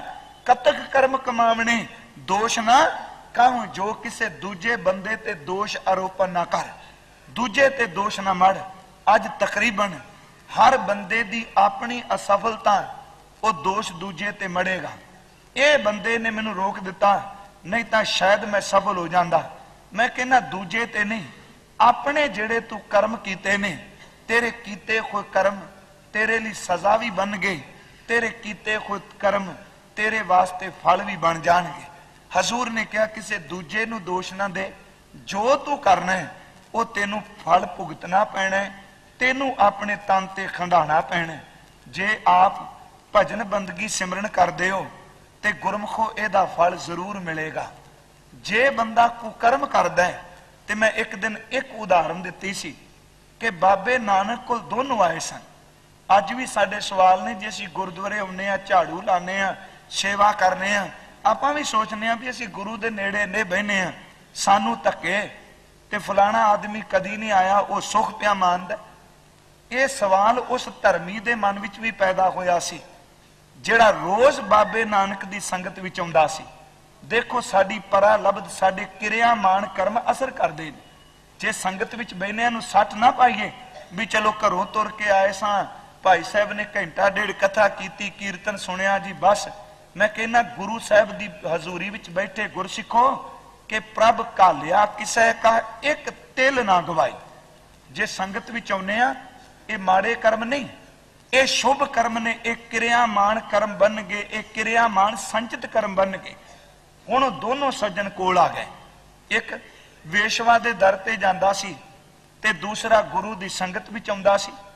ਉਹਨੇ ਰੋਜ਼ ਕਹਿਣਾ ਚੱਲ ਬਾਬੇ ਦਾ ਕੀਰਤਨ ਸੁਣਿਆ ਕਰੀਏ, ਤੇ ਜਿਹੜਾ ਵੇਸ਼ਵਾ ਦੇ ਦਰ ਤੇ ਜਾਂਦਾ ਸੀ ਕਹਿੰਦਾ ਕੀ ਪਿਆ ਕੀਰਤਨ ਚ, ਸ਼ਾਮ ਨੂੰ ਤੁਰ ਜਾਣਾ, ਐਵੇਂ ਸਮਾਂ ਬਰਬਾਦ ਕਰਕੇ ਆ ਜਾਂਦਾ ਗੁਰਦੁਆਰੇ। ਬੜੇ ਲੋਕ ਅਜੇ ਵੀ ਨੇ ਜਿਹੜੇ ਇਸਤਰੀਆਂ ਨੂੰ, ਆਪਣੀਆਂ ਘਰ ਵਾਲੀਆਂ ਨੂੰ, ਆਪਣੇ ਬੱਚਿਆਂ ਨੂੰ, ਕਈਆਂ ਨੂੰ ਹੋਰ ਤਰ੍ਹਾਂ ਦੇ ਬਹੁਤਾਤ ਉਹਨਾਂ ਲੋਕਾਂ ਦੀ। ਗੁਰਦੁਆਰੇ ਕੀ ਪਿਆ, ਉੱਥੇ ਚਲੇ ਜਾਂਦੇ ਹੋ, ਘੰਟਾ ਡੇਢ ਬੈਠੇ ਰਹਿੰਦੇ ਹੋ, ਪਿਆ ਕੀ ਉੱਥੇ। ਮੈਂ ਇੱਕ ਬੇਨਤੀ ਕਰਾਂਗਾ ਸੱਜਣਾ ਕਿ ਸ਼ਾਇਦ ਤੈਨੂੰ ਇਹ ਨਹੀਂ ਪਤਾ ਅੱਜ ਕਿ ਜਿਹੜੇ ਮੈਂ ਪੂਰਬਲੇ ਕੀਤੇ ਨੇ ਅੱਜ ਸੁਖ ਪਿਆ ਮਾਨਣਾ, ਤੇ ਜਿਹੜਾ ਬਾਬੇ ਦੇ ਚਰਨਾਂ ਵਿੱਚ ਚਾਰ ਘੜੀਆਂ ਬੈਠਿਆ, ਇਹ ਸੱਚ ਜਾਣੀ ਕੱਲ ਨੂੰ ਇਹਨੇ ਪੂਰਬਲਾ ਬਣ ਜਾਣਾ। ਤੇਰੇ ਚੰਗੇ ਕਰਮ ਨੇ। ਉੱਥੇ ਉਹਨਾਂ ਦੋਨਾਂ ਨੂੰ, ਦੋਵੇਂ ਜਾਣੇ, ਉਹਨੇ ਕਹਿਣਾ ਚੱਲ ਕਥਾ ਕੀਰਤਨ ਵਿੱਚ, ਉਹਨੇ ਕਹਿਣਾ ਨਹੀਂ ਆ ਮੈਂ ਤੈਨੂੰ ਦੱਸਣਾ, ਉੱਥੇ ਘੁੰਗਰੂ ਪੈਰਾਂ ਵਿੱਚ ਬੰਨ ਕੇ ਨੱਚਦੀ ਏ ਔਰਤ, ਉੱਥੇ ਸਾਜ਼ ਨੇ, ਉੱਥੇ ਨਸ਼ੇ ਦੇ ਦੌਰ ਚੱਲਦੇ ਨੇ, ਪਿਆਲੇ ਭਰ ਕੇ ਮਿਲਦੇ ਨੇ। ਉਸ ਵੇਲੇ ਗੁਰਸਿੱਖੋ संगत करने वाले दे मन विच आया भी ये बंदा रोज मैनू कहंदा है तू की खटना संगत विचों, कहंदा चल आपां एक काम करिए अज दो। उस वेले गुरसिखो संगत करने वाले दे मन विच आया भी ये बंदा रोज मैनू कहंदा है तू की खटना संगत विचों, कहंदा चल आपां एक काम करिए अज दोनों जाने हैं, जेड़ा फल सानू मिलेगा ना आपां शाम नू वापस जदों परतना है उदों दोनों साझा करांगे, तेनू की मिलिया ते मैनू की मिलिया। दोवें सज्जन गए जी, वापस आए ने ते जेड़ा संगत करदा सी ओदे पैरां विच एडी तिखी सूल चुभी, उत्थे बह गया, खून निकलिया पैरां विचों, खून दीयां बूंदां डिग्गियां धरती ते जेड़ा दूजा रोज जांदा सी ओनू भी पैरां करके ठुड्डा वज्जा, ठोकर वजी ते ओने की देखिया भी जिथे ठोकर वजी थां पट्टी उथे एक गागर नपी पई सी। ओने उत्तों पट के देखिया ते ओदे उत्ते सोने दीयां मोहरां 5-7 मोहरां ओदे हत्थ लगियां ते परत के थल्लियों हत्थ पाया ते निरे कोले उत्ते मोहरां। मैं सिर्फ एक उदाहरण दे रहा भी असी लोग इहनूं सੱਟ ना पाईए जे असी गुरुद्वारे संगत विच बाणी पढ़ने आ। देखो जी मिलिया की, क्योंकि असी केवल जानने जो कुछ साडे नाल हुण वापर रहा है, ये नहीं पता भी मेरे नाल वापरना की सी ते बाबे ने बना की दिता है। हुण दोनों जड़े ओनू 5 मोहरां मिलियां, वो खुशी नाल मारदा छाला आया भी देखो अज वेशवा दे भी गए, सोने दियां मोहरां भी मिल गईयां ते दूजा बेचारा तुरिया आवे उन्हें पैर ते पट्टी बन्नी ते लंगड़ांदा आवे। जदों कोल आया कहंदा तेनू की मिलिया, वो कहंदा मैनू तां मिलियां सोने दियां मोहरां, आ देख गागर पित्तल दी मिली, ते कहंदा तेनू की मिलिया, वो कहंदा मेरे पैर च सूल चुभी, मैनू कंडा चुभे। बड़ा हसिया वो बंदा, कहंदा वेख मैं तेनू कहा सी भी एवें समा ना बर्बाद करिया करो, उत्थे जाके कुछ नहीं पिया, तेरे नालों मैं चंगा वां कि तू मेरे नालों चंगा है। मैं जाके वेशवा दे दर ते भी सोना लैके घर नूं मोड़ना ते तू किन्ने घंटे उत्ते बह के एकाग्रता नाल तू कीर्तन भजन सुनिया, सेवा की, तू की लैके चलै लंगड़ांदा चलै ते पैर भी सूल चुभी। सिख ने कहा भी गल तां वाकई लगदी, क्योंकि बंदे दा मन है ना भी ये गल ते ठीक है, लाए बंदे वे मैं तां दुख लैके चलिया वां। कहन लगा चल मैं एडी छेती तेरे पिछे नहीं लगना, बस एक बारी मेरे बाबे तो गुरु तो पूछ लीए भी तू लाहे विच कि मैं लाहे विच। दोनों गए बाबे नानक सतगुरु दे चरनां विच, उन्हां नूं पुछदे ने महाराज एक किरपा करो। सिख ने कहा दाता जी सारी गल सुना दी, मैं लाहे विच के ए लाहे विच। हजूर कृपालू जी कहन लगे संगत विच आउण वाले नूं तू लाहे विच ए घाटे विच।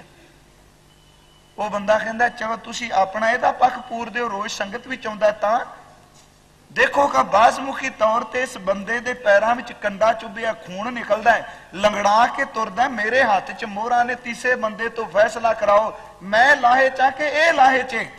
हजूर ने कहा दुनियादारां नूं पुछेगा ते तू लाहे विच ते जदों किते धर्म दी दुनिया विच विचरेगा ते कर्मां वल झाती मारेगा ते तू घाटे विच लाहे विच।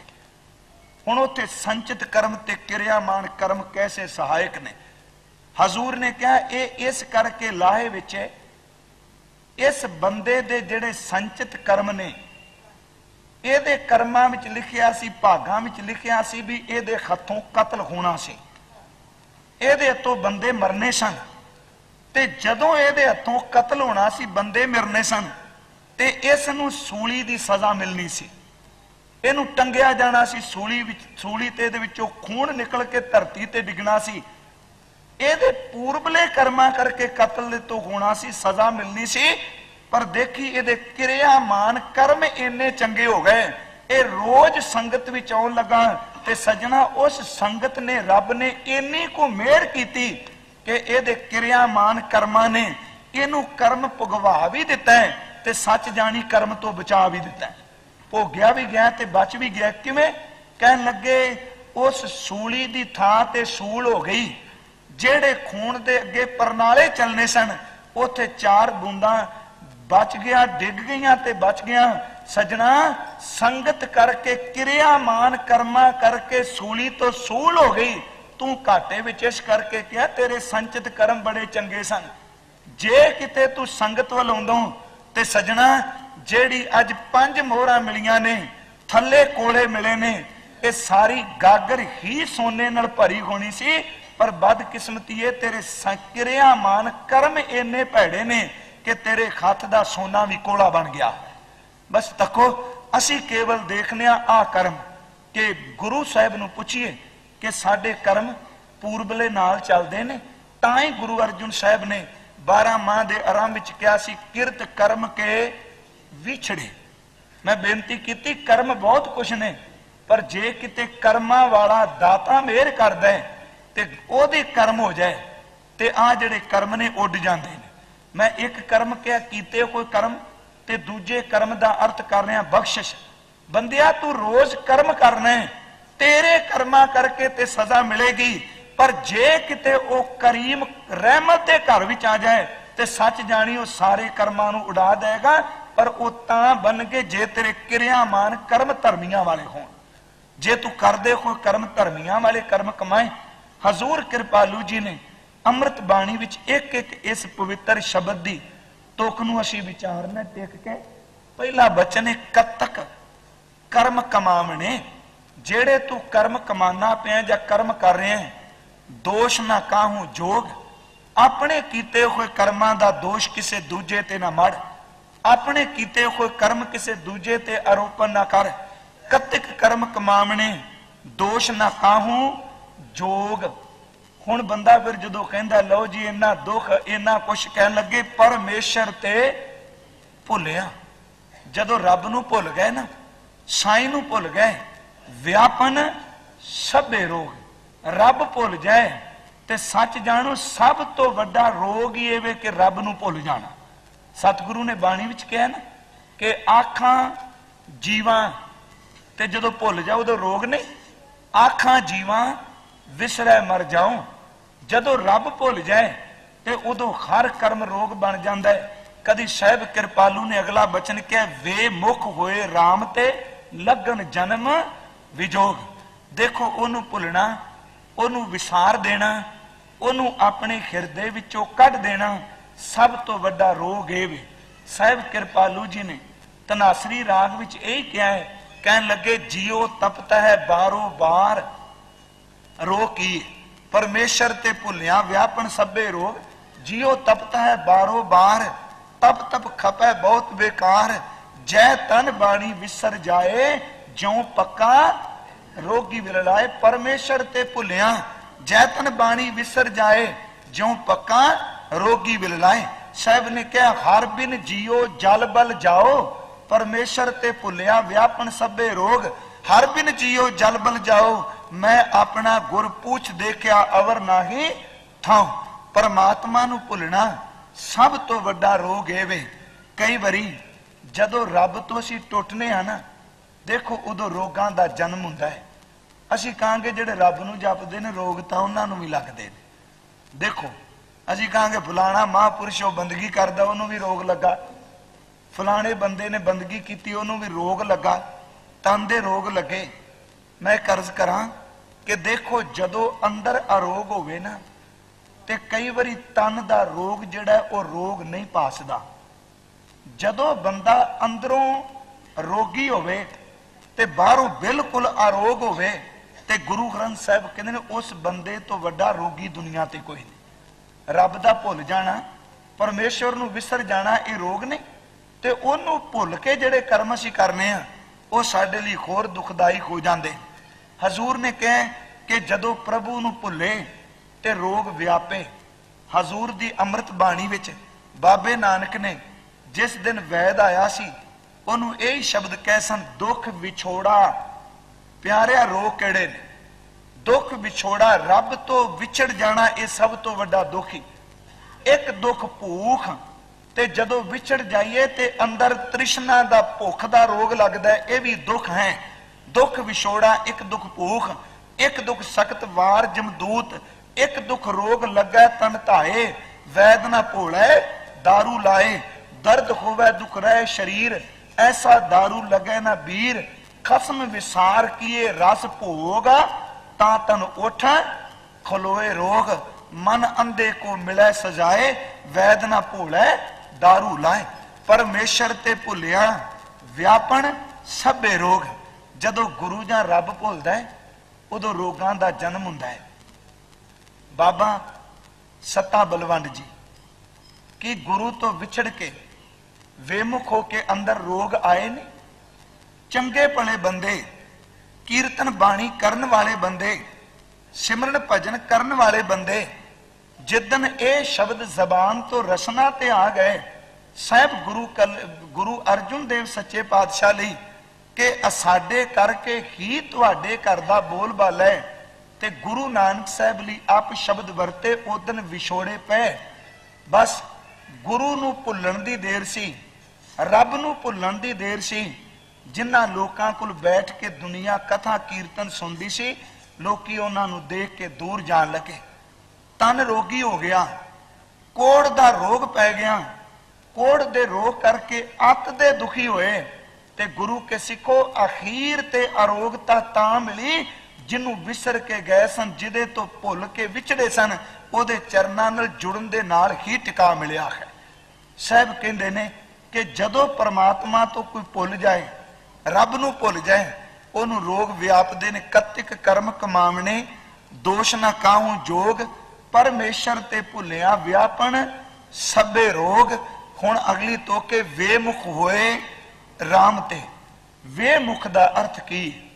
असी वैसे अर्थ करने जेड़ा बंदा अपना मुंह गुरु वालों वख कर लै, ओनू असी मनमुख भी कहने, ओनू बेमुख भी कहने, ओनू असी पतत शब्द भी वरत लेने। जेड़ा परमात्मा तो वेमुख हो गया, वेमुख दा अर्थ केवल बाजमुखी मुख मोड़ना नहीं। जिस बंदे ने अपने अंदरों रब नूं भुला दिता है, यह सब तो वड्डी वेमुखता ही। गुरु ग्रंथ साहब नूं पुछो भी वेमुख बंदा कौन है? हजूर ने एक शलोक किया है, कहंदे ने मन मुख मूलों भुलिया। वेमुख केड़ा है? जेड़ा बंदा वेमुख हो गया उन्होंने जन्मा जन्मा दा विछोड़ा पै जाना। मन मुख मूलों भुलिया, विच लभ लोभ अहंकार, एवे परमेश्वर ते भुलिया, एवे वेमुख होए राम ते। कहन लगे मनमुख मूलों भुलिया, विच लभ लोभ अहंकार, झगड़ा करदियां अन दिन गुजरै, शब्द ना करे विचार, एवे वेमुख होए राम ते। कि सारा दिन केवल झगड़े कलेश पाई जाने, कदी भी परमात्मा दी सिबत सलाह दे शब्द दी विचार नहीं करनी। मनमुख मूलों भुलिया, विच लभ लोभ अहंकार, झगड़ा करदियां अन दिन गुजरै, शब्द ना करे विचार, सुध मत करता है सब खिर लई, बोलन सब विकार, दिता कितै ना संतोखिया, अंतर तृष्णा बहु अज्ञान अंधियार। ये असल विच बंदे ने रब तो वेमुख। जो रब देंदा है ओदे ते संतोख नहीं, केवल झगड़ा, केवल कलेश, केवल रब नूं उलामे, उलामे की रब नूं मनना ही नहीं। कहन लगे दिता कितै ना संतोखिया, अंतर तृष्णा बहु अज्ञान अंधियार। नानक मन मुखा नालों टुटी भली जन माया मोह प्यार, ए ने बेमुख। हुण जदों बंदा रब तो बेमुख हो जाता है ना, उदों कल्पदा है। कदी तुसी देखो गुरमुखो, देखो जेड़े अभ्यासी ने, भजन बंदगी सिमरन नाम नाल जुड़े ने, जदों किते मैं कहना बेमुख बंदे दा हाल की होवेगा। किन्ना को अंदरों कल्पिया हुंदा है, किन्ना को अंदरों सड़िया ते भुजिया हुंदा है। जे किते अपने निभदे हुए नेम विच किते 2-4 दिन दा फर्क पै जाए, किते जेड़ियां बाणियां सी पढ़नियां नितनेम घट जाए, अंदर नूं पुछ के देखो इन्ना अंदर कल्पदा विलकदा, चित नहीं करदा किस बंदे नाल गल करनों। 2-4 दिनां दी गल भुले, नेम भुले ते अंदर कल्पदा है। ओ गुरु के सिखो, जिस बंदे दे अंदरों सदा लई रब दी याद भुल गई, उस बंदे नाल की बीती होवेगी। बाबे फरीद ने ये शब्द कह सन, कह लगे अज ना सुती कंत स्यों, केवल अज साईं दे नालों विछड़ी है, अज प्यारे दे नालों दूरी बनी है। अज ना सुती कंत स्यों, अंग मुड़े मुड़ जाए, जाए पुछो दुहागनी तुम क्यों रहन विखाए। बेमुख होए राम ते लगन जन्म विजोग। उन्हां नूं पुछ के देखो जेड़े साईं तो विछड़ गए ने, उन्हां दी जिंदगी किवें निकलदी, उन्हां दा पार उतारा किवें। ਹਜ਼ੂਰ ਕਿਰਪਾਲੂ ਜੀ ਨੇ ਜਦੋਂ ਇਹ ਕਹੇ ਵੀ ਬੇਮੁਖ ਹੋਏ ਰਾਮ ਤੇ ਰੱਬ ਤੋਂ ਬੇਮੁਖ ਹੋ ਜਾਣਾ, ਉਹਦੀ ਬੇਮੁਖਤਾਈ ਤੋਂ ਬਾਅਦ ਬੰਦੇ ਦੀ ਕੋਈ ਕੀਮਤ ਨਹੀਂ ਰਹਿੰਦੀ। ਭਾਈ ਗੁਰਦਾਸ ਹੁਣਾ ਨੇ ਇੱਕ ਪੌੜੀ ਵਿੱਚ ਬੜੀ ਸੋਹਣੀਆਂ ਉਦਾਹਰਨਾਂ ਦਿੱਤੀਆਂ ਨੇ ਬੇਮੁਖ ਬੰਦਾ ਕੀ ਹੈ। ਦੇਖੋ ਮੇਰੀ ਬੇਨਤੀ ਸਮਝੋ, ਦੁੱਧ ਹੈ ਨਾ, ਉਸ ਜੰਮੇ ਹੋਏ ਦੁੱਧ ਨੂੰ ਜਿਹੜਾ ਦਹੀਂ ਬਣ ਗਿਆ, ਲੋਕ ਘਰ ਵਿੱਚ ਸਾਂਭ ਕੇ ਰੱਖਦੇ ਨੇ, ਭਾਂਡੇ ਵਿੱਚ ਪਾ ਕੇ ਰੱਖਦੇ ਨੇ, ਢੱਕ ਕੇ ਰੱਖਦੇ ਨੇ।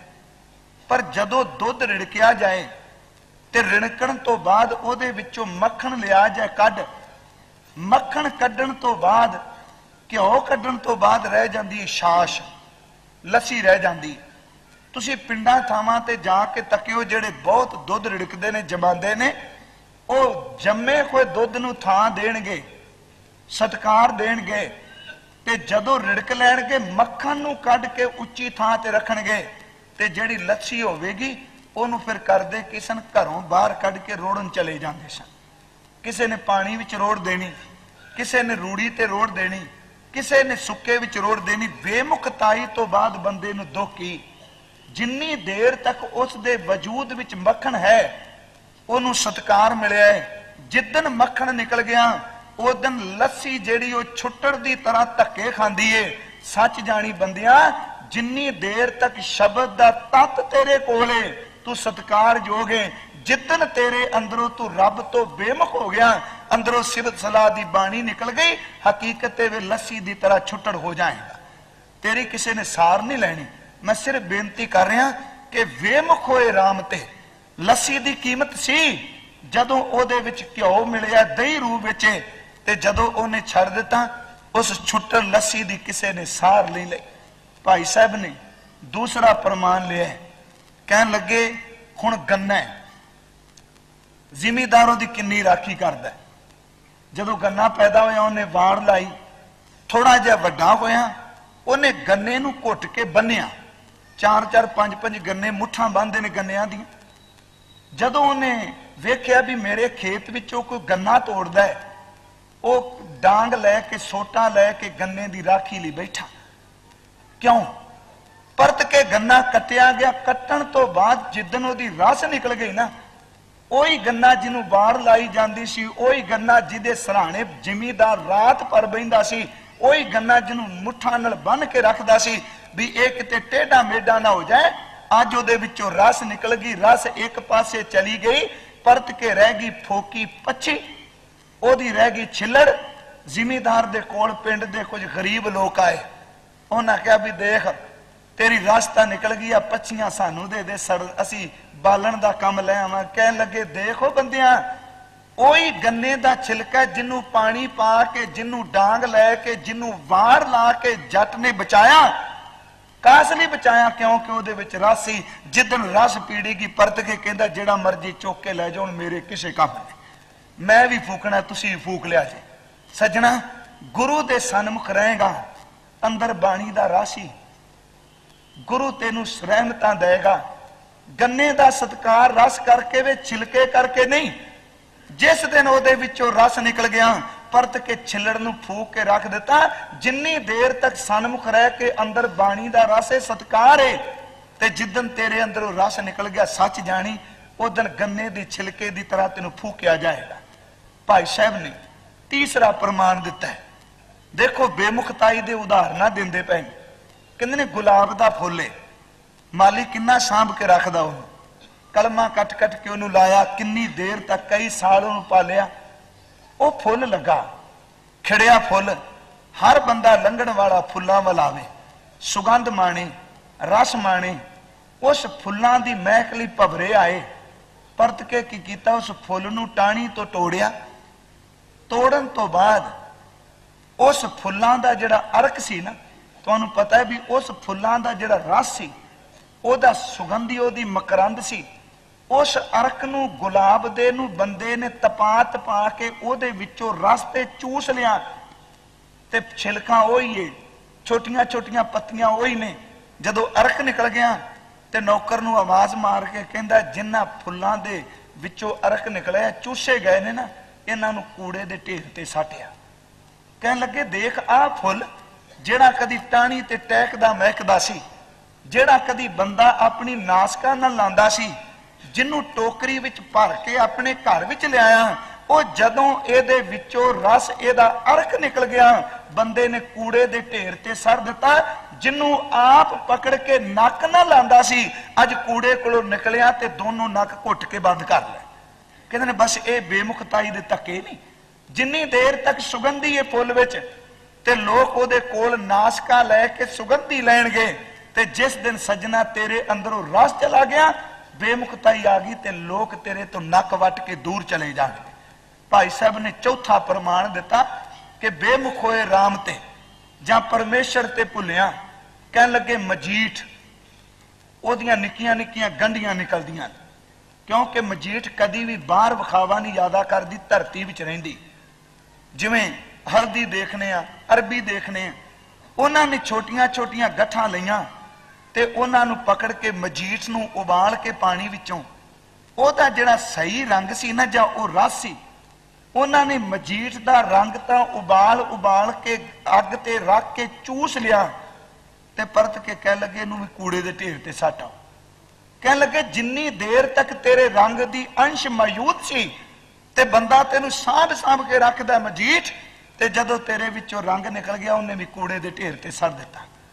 ਭਾਈ ਸਾਹਿਬ ਨੇ ਪੰਜਵੀਂ ਉਦਾਹਰਨ ਦਿੱਤੀ। ਕਹਿਣ ਲੱਗੇ ਤੂੰ ਸਮਝ ਜਾਏ ਵੀ ਬੇਮੁਖਤਾਈ ਕੀ ਹੁੰਦੀ ਹੈ। ਕਹਿੰਦੇ ਨੇ ਆਹ ਸਰੀਰ ਹੈ ਨਾ, ਜਿੱਦਣ ਬੱਚਾ ਜੰਮਿਆ ਸਾਰਿਆਂ ਬੜਾ ਪਿਆਰ ਕੀਤਾ, ਗੋਦੀ ਵਿੱਚ ਬਿਠਾ ਕੇ ਲੋਰੀਆਂ ਦਿੱਤੀਆਂ, ਥੋੜੀ ਜੀ ਸਰਦੀ ਲੱਗਣੀ, ਮਾਈ ਨੇ ਘੁੱਟ ਕੇ ਲਪੇਟ ਲੈਣਾ ਗਰਮ ਬਸਤਰਾਂ ਵਿੱਚ। ਜੇ ਕਿਤੇ ਗਰਮ ਲੂ ਚੱਲਣੀ ਤੇ ਯਤਨ ਕਰਨਾ ਇਹਨੂੰ ਨਵਾ ਕੇ ਸਾਰੀ ਦਿਨ ਸਾਰੀ ਰਾਤ ਪੱਖੀ ਚੱਲਦੀ ਰਹਿਣਾ। ਜਵਾਨੀ ਆਈ, ਬੰਦੇ ਨੇ ਆਪ ਸੰਭਾਲਣਾ ਸ਼ੁਰੂ ਕਰ ਦਿੱਤਾ, ਇਹਨੇ ਬਸਤਰ ਚੰਗੇ ਪਾਏ ਨੇ, ਖਾਣਾ ਚੰਗਾ ਖਾਦਾ। ਜਵਾਨੀ ਤੋਂ ਬਾਅਦ ਬੁਢੇਪਾ ਆਇਆ ਤੇ ਘਰ ਦੇ ਜੀਆਂ ਨੇ ਸਾਂਭਿਆ। ਦੇਖੋ ਬੇਮੁਖਤਾਈ ਕੀ ਹੈ ਤੇ ਬੰਦੇ ਦੀ ਹਾਲਤ ਕੈਸੀ ਬਣਦੀ ਹੈ। ਜਦੋਂ ਗੁਰੂ ਕੇ ਸਿੱਖੋ, ਉਹੀ ਸਰੀਰ ਜਿਹੜਾ ਬਚਪਨ ਤੋਂ ਲੈ ਕੇ ਬੁਢੇਪੇ ਤੱਕ ਸਤਕਾਰਿਆ ਗਿਆ, ਪਿਆਰਿਆ ਗਿਆ, ਉਹਨੂੰ ਗਰਮੀ ਵਿੱਚ ਸਰਦੀ ਵਿੱਚ ਹਿਮਕਰ ਰੁੱਤ ਵਿੱਚ ਬਚਾ ਕੇ ਰੱਖਿਆ, ਤੇ ਜਦੋਂ ਉਹਦੇ ਵਿੱਚੋਂ ਆਤਮਾ ਨਿਕਲੀ ਨਾ ਤੇ ਘਰਦਿਆਂ ਨੇ ਪਹਿਲਾ ਕੰਮ ਕੀਤਾ, ਉਹਨੂੰ ਚੱਕ ਕੇ ਲੱਕੜਾਂ ਦੇ ਢੇਰ ਵਿੱਚ ਰੱਖ ਕੇ ਫੂਕ ਦਿੱਤਾ। ਕਹਿਣ ਲੱਗੇ ਜਿਹੜੀ ਕਾਇਆ ਬਚਪਨ ਤੋਂ ਲੈ ਕੇ ਬੁਢੇਪੇ ਤੱਕ ਸਤਕਾਰੀ ਪਿਆਰੀ ਗਈ, ਜਿਸ ਦਿਨ ਉਹਦੇ ਵਿੱਚੋਂ ਹੰਸ ਨਿਕਲਿਆ, ਆਤਮਾ ਨਿਕਲੀ, ਉਸ ਕਾਇਆ ਨੂੰ ਪਰਤ ਕੇ ਅੱਗ ਵਿੱਚ ਫੂਕ ਦਿੱਤਾ। ਜਿਵੇਂ ਆਤਮਾ ਤੋਂ ਬਿਨਾ ਕਾਇਆ ਫੂਕੀ ਜਾਂਦੀ ਏ, ਸੱਚ ਜਾਣੀ ਬੰਦਿਆ ਇਸ ਤਰ੍ਹਾਂ ਰੱਬ ਦੀ ਬੰਦਗੀ ਤੋਂ ਬਿਨਾ ਤੇਰਾ ਅੰਦਰ ਫੂਕਿਆ ਜਾਏ, ਤੇਰਾ ਕੋਈ ਸਹਾਈ ਨਹੀਂ। ਇਹ ਬੇਮੁਖਤਾਈ ਦੇ ਲੱਛਣ ਨੇ। ਸਾਹਿਬ ਨੇ ਪੌੜੀ ਕਈ, ਕਹਿਣ ਲੱਗੇ ਮੱਖਣ ਲਿਆ ਬਰੋਲ ਕਹਿ, ਮੈਂ ਇਸ ਤੁਕ ਤੇ ਖਲੋਤਾ ਕਿ ਵੇਮੁਖ ਹੋਏ ਰਾਮ ਤੇ ਲੱਗਣ ਜਨਮ ਵਿਜੋਗ। ਵੇਮੁਖਤਾਈ ਧੱਕੇ ਮਾਰਦੀ ਹੈ।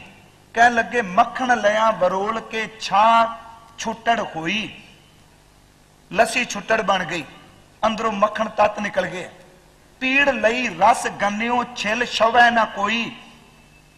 ਕਹਿਣ ਲੱਗੇ ਵਾਸ ਲਈ ਫੁਲਵਾੜੀਆਂ ਅੱਡ ਮਿਲੈ ਨਾ ਸੋਈ।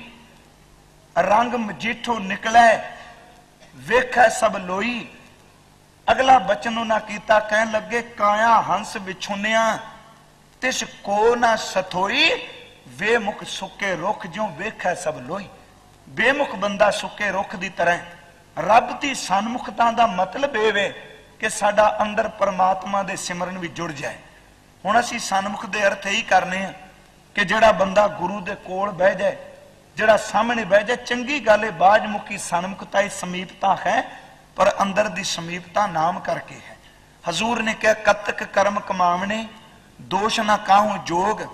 ਪਰਮੇਸ਼ਰ ਤੇ ਭੁੱਲਿਆ ਵਿਆਪਣ ਸਭੇ ਰੋਗ। ਪਿਆਰਿਓ ਵੇਮੁਖ ਹੋਏ ਰਾਮ ਤੇ ਲਗਨ ਜਨਮ ਵਿਜੋਗ। ਵਿਜੋਗ ਪੈ ਗਿਆ ਜਦੋਂ ਬੇਮੁਖ ਹੋ ਗਏ। ਖਿੰਨਮੈ ਹੋਏ ਮਾਇਆ ਭੋਗ।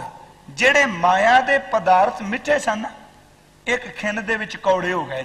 ਇੱਕ ਖਿੰਨ ਲੱਗਦਾ ਹੈ ਨਾ, ਜਿਹੜਾ ਬੰਦਾ ਕਹਿੰਦਾ ਸੀ ਮੈਂ ਆਹ ਚੀਜ਼ ਬੜੀ ਸਵਾਦੀ ਖਾਣਾ ਵਾ, ਹਜ਼ੂਰ ਕਹਿੰਦੇ ਨੇ ਦੇਖ ਰੱਬ ਤੋਂ ਭੁੱਲਿਆ, ਇੱਕ ਖਿੰਨ ਲੱਗਾ ਤੇਰੇ ਪਦਾਰਥ ਵੀ ਕੌੜੇ ਬਣ ਗਏ, ਕਿਉਂਕਿ ਇਹਨਾਂ ਤੈਨੂੰ ਵਿਛੋੜਿਆ। ਮਿੱਠਾ ਕਰਕੇ ਖਾਇਆ ਕੌੜਾ ਉਪਜਿਆ ਸਾਧ। ਹਜ਼ੂਰ ਕਹਿੰਦੇ ਖਿੰਨਮੈ ਕੌੜੇ ਹੋ ਗਏ ਜਿਤੜੇ ਮਾਇਆ ਭੋਗ।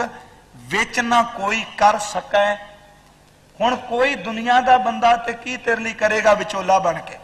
कर्म तेरे अपने ने, अपने कीते भुगते नहीं, विच ना कोई कर सके। किस थां रोवे रोज, रोज जाके किस कोल कलपेगा? जिन्ना मर्जी रोई जा सजना, हुण कोई बंदा विचोला बन के तेनू किवें बचा लेगा? हाँ, एक मैं इत्थे बेनती जरूर करनी है कि जदों कौड़ा उपजिया साध है, जदों मिठे कौड़े बनते हैं तो वाकई बनते हैं। रब तो बेमुख बंदा हो जाए, हर पासे कुड़तन ही कुड़तन है। आ दीवान नंद चंद गुरु गोबिंद सिंह जी का बहुत विश्वास पात्रां विचों नजदीकी सिख सी। जिदन राजा फतेह चंद की लड़की का विआह सी, भीम चंद का लड़का टुकण आया सी ते सतगुरु ने सगन जां तंबोल दीवान नंद चंद राही भेजिया सी। भंगाणी दे युद्ध विच उस बंदे ने गुरु जी की समीपता हासिल की। अखीर ते बेईमान होके आनंदपुर तो भजिया, करतारपुर धीर मलियां कोल आ गया। उत्थे आके उन्हें कहा सी, कहंदा मैं गुरु गोबिंद सिंह नूं छड्ड के आ गया, मैं उन्हां दे नजदीके दा साथी हां, मैं तुहानूं अज तो बाद गुरु मन्नांगा। धीर मलियां नूं कहा, तुसीं मैनूं अपने को रखो। गुरु तो बेमुख भज के आया भी सत्कार मिलेगा। आउंदियां सार धीर मलियां दे मसंदा ने जदों दरवाजे विचों निकलिया, तेज धार किरपान नाले दे दो टुकड़े कर दिते। क्या भी जिहड़ा ओहदा नहीं बनया, साडा कित्थे बनेगा? जदों असीं बेमुख हो के तुरने भी माया साडी बन जाएगी। गुरमुखो, माया ते रब दा परछावां है, इहने किन्ना कुछ साडा बनना है। बड़ी सोहनी गल वो पुराने में कलियां साखियां नहीं, वो कहंदे सन, एक दिन अर्ज कीती सी कि किसे सज्जन ने रब ने ते लक्ष्मी दोनों बैठे ते रब ने क्या, देख मंदिरां विच बड़ी भीड़ है, गुरुद्वारियां विच बड़ी भीड़ है, ये सारे लोग मेरी पूजा करते हैं। लक्ष्मी हस के क्या कहन लगी, पूजा तेरी करते ने पर मंग मेरी करते हैं। पूजते तेनू ने, मंगते मैनू ने, तेनू कोई नहीं मंगता। उन्हें क्या हद होगी, पूजा मेरी ते मंग तेरी। कहन लगी पक्का तजर्बा करके देख ले, जिन्नियां भीड़ा ने, पूजा तेरी है, मंग मेरी है, मार्केट मेरी है, तेनू किहड़ा मंगदा है? रब ने कहा तू झूठ बोलनी है, मंग मेरी है। हुण गल बड़ी उन्हें जिन्हें भी बनाई, मैं कहना भी उन्हें सिरे की गल कही। कहन लगे दोवें चल पे। रब साधु बन गया, उन्हें भगवें कपड़े पाए, जटावां रखियां, हाथ च करमंडल पकड़िया ते कहन लगे चलिए किदे करके वो फलाना सेठ जिहड़ा रोज नेम नाल आउंदा है ना, ओहदे घर चलिए, आपां एक नूं परख लईए। वो साधु जाके उच्चे सारी अलख जगाई। सेठ राम राम राम राम करदा बाहर निकलिया, जां प्रभु का नाम लैके निकलिया बाहर, जां खुदा कह के निकलिया। कहन लगा आओ साधु जी, महात्मा जी, आपकी सेवा। वो कहन लगे भी मैं कुछ दिन रहना चाहना। साधु ने जदों क्या, सेठ ने मत्था टेकिया, घर लै गया। साधु कहना मैं रहांगा उत्थे जिहड़ा कमरा मैनू पसंद होवे। उन्हें कहा महाराज ये तुहाडे साधु संतां वास्ते ही ने, ये तुहाडी किरपा ही है। जिहड़े मर्जी कमरे च उन्हें कमरा दसिया, उत्थे बह गया जी। साधु ने रख दिता करमंडल, कहन लगा पानी पियाओ मैनू पहला। सेठ पानी लैन गया, इन्नी देर नूं बाहरों घोड़ियां दे गले विच पाए हुए घुंघरूआं दी छनकार आई। रथ रुकिया कोई, सेठ इको दम बाहर निकलिया ते रथ विच एक औरत बैठी सी। बड़ा सोहना उहदा मुकुट, मुकुट विच हीरे जड़े, उहदे हत्थां बाहां विच सोना, उहदे गले विच सोने दे हार। वो आ गई, कहन लगी मैनू प्यास बहुत लगी है, बहुत प्यास लगी है, पानी का गिलास मैनू पिला दिओ। सेठ पहला मुकरिया, कहन लगी एक गल चेते रखियो, मेरे को सोने का गिलास है, मैं जेड़ा भांडा एक बारी वरतना परत के वरदी नहीं, ये मैनू पानी पिया, मैं सोने का गिलास तेनू दे जाना।